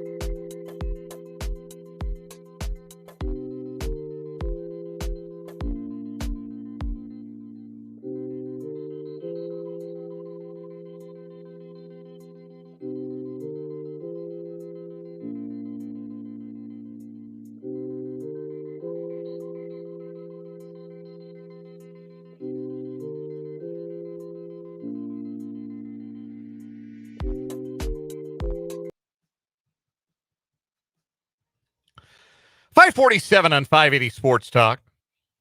Our thanks again to Mitch Holthus, voice of the Chiefs. Joins us every Thursday here on the program. You missed any part of today's show, you can obviously watch the archived video on our YouTube channel, 580 Sports Talk, or you can go to our website, 580wibw.com, find the podcast page, or you can find us on Spotify. We encourage you to do that. Search 580 Sports Talk on Spotify. Pulls up the hour-by-hour breakdowns of each day's show, and you can take us with you everywhere you go on Spotify. And leave us a review. Leave us a 5-star review. 5-star review, and you can comment, I believe, on there as well. Yes. So shout out to the people that have listened to us on Spotify. Yes. Big shout out to our Spotify listeners. We appreciate each and every one of you. If you are catching the show on the archive or on the podcast. We got Thursday Night Football tonight. There's only one college game. Tulane is at Charlotte. Tulane, according to our friends at Prairie Band Sportsbook, is a 15-point favorite. Over-under is 55.5. Don't watch this game if you don't have to. If you don't have a rooting interest, don't watch this game. I cannot in good conscience recommend that you watch Charlotte 49er football. Charlotte 49ers, I could go on. Did you know their stadium is like one of the smallest FBS stadiums? Yeah, it's an on-campus stadium, right? They built it, purpose-built. But so small. Yeah. They may have added to it. I don't know. But when I was in college and they were in the Conference USA, we talked about making the trip to Charlotte to call the game. They had no space for us in the press box or anywhere. They didn't have a space on a camera deck. Wow. They would have had to cordon us off in a corner on the concourse. Nah, that rocks.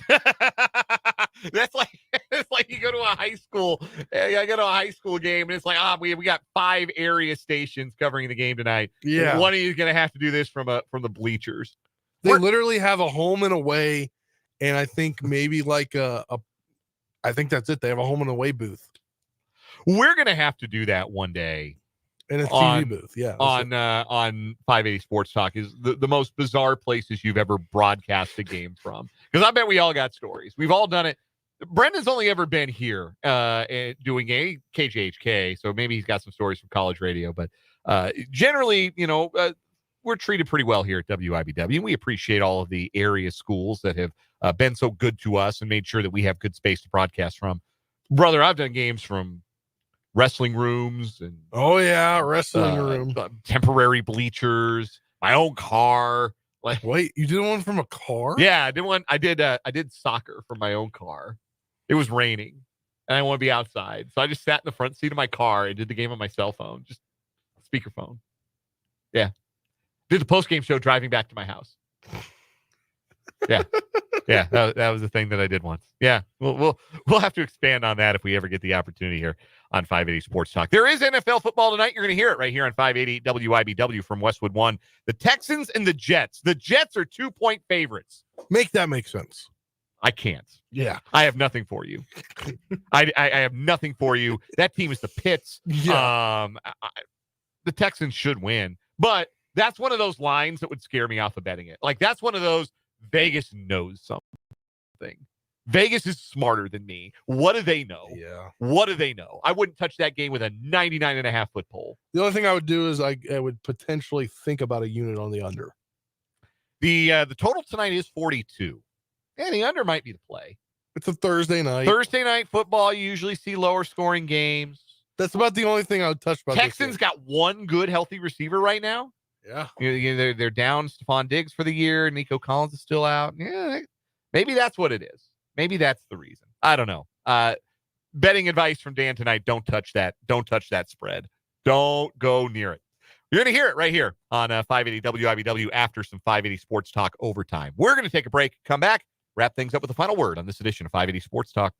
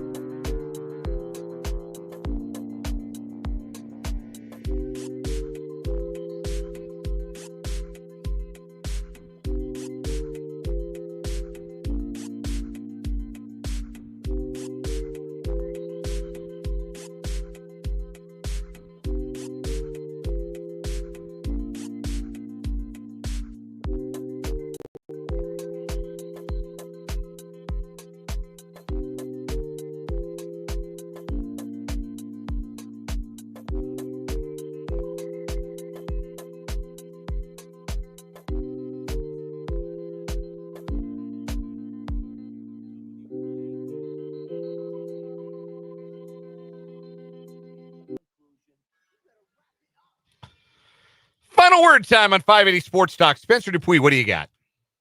Oh, there's bad football on TV tonight. There's just bad football on TV tonight. It's Halloween. I'm going to take this moment to roast my girlfriend. Okay. The only time ever Okay. that I will roast my girlfriend. All right. I like to get in the Halloween spirit sometimes, like watch scary movies. She hates scary movies. Anything scary, she hates. So I have to sit there watching stuff alone if I want to watch. I'm going to tell you right now, Spencer. I agree with Olivia on this one. I think she's right. I don't do scared for fun. I don't do recreational scared. I don't do it. What? Nah, not for me, man. Not for me. I don't do horror. I don't do haunted houses. I don't do scared for fun. I'll put on a costume. I'll hand out some candy, but I'm not scared for fun guy. When you were a kid, did you ever go to abandoned, potentially haunted places? No, See, I did that as a kid. See, look, or as a teenager. I'm not going to yuck your yum, Spencer. If you dig it, that's great. That's not what I do. I don't do recreational terror. I don't want to be scared for fun. I don't want to be sad for fun. That's why I never watched Marley and Me. If I watch a movie, I want to do it for fun. Yeah. So I don't watch Marley and Me or Pet Sematary for the same reasons. Those are things I do recreationally. Final word for me. Be safe out there tonight, folks. Really important. It is Halloween. It is a night where there are lots of little ghouls and goblins running around the neighborhoods in Topeka or wherever you might live.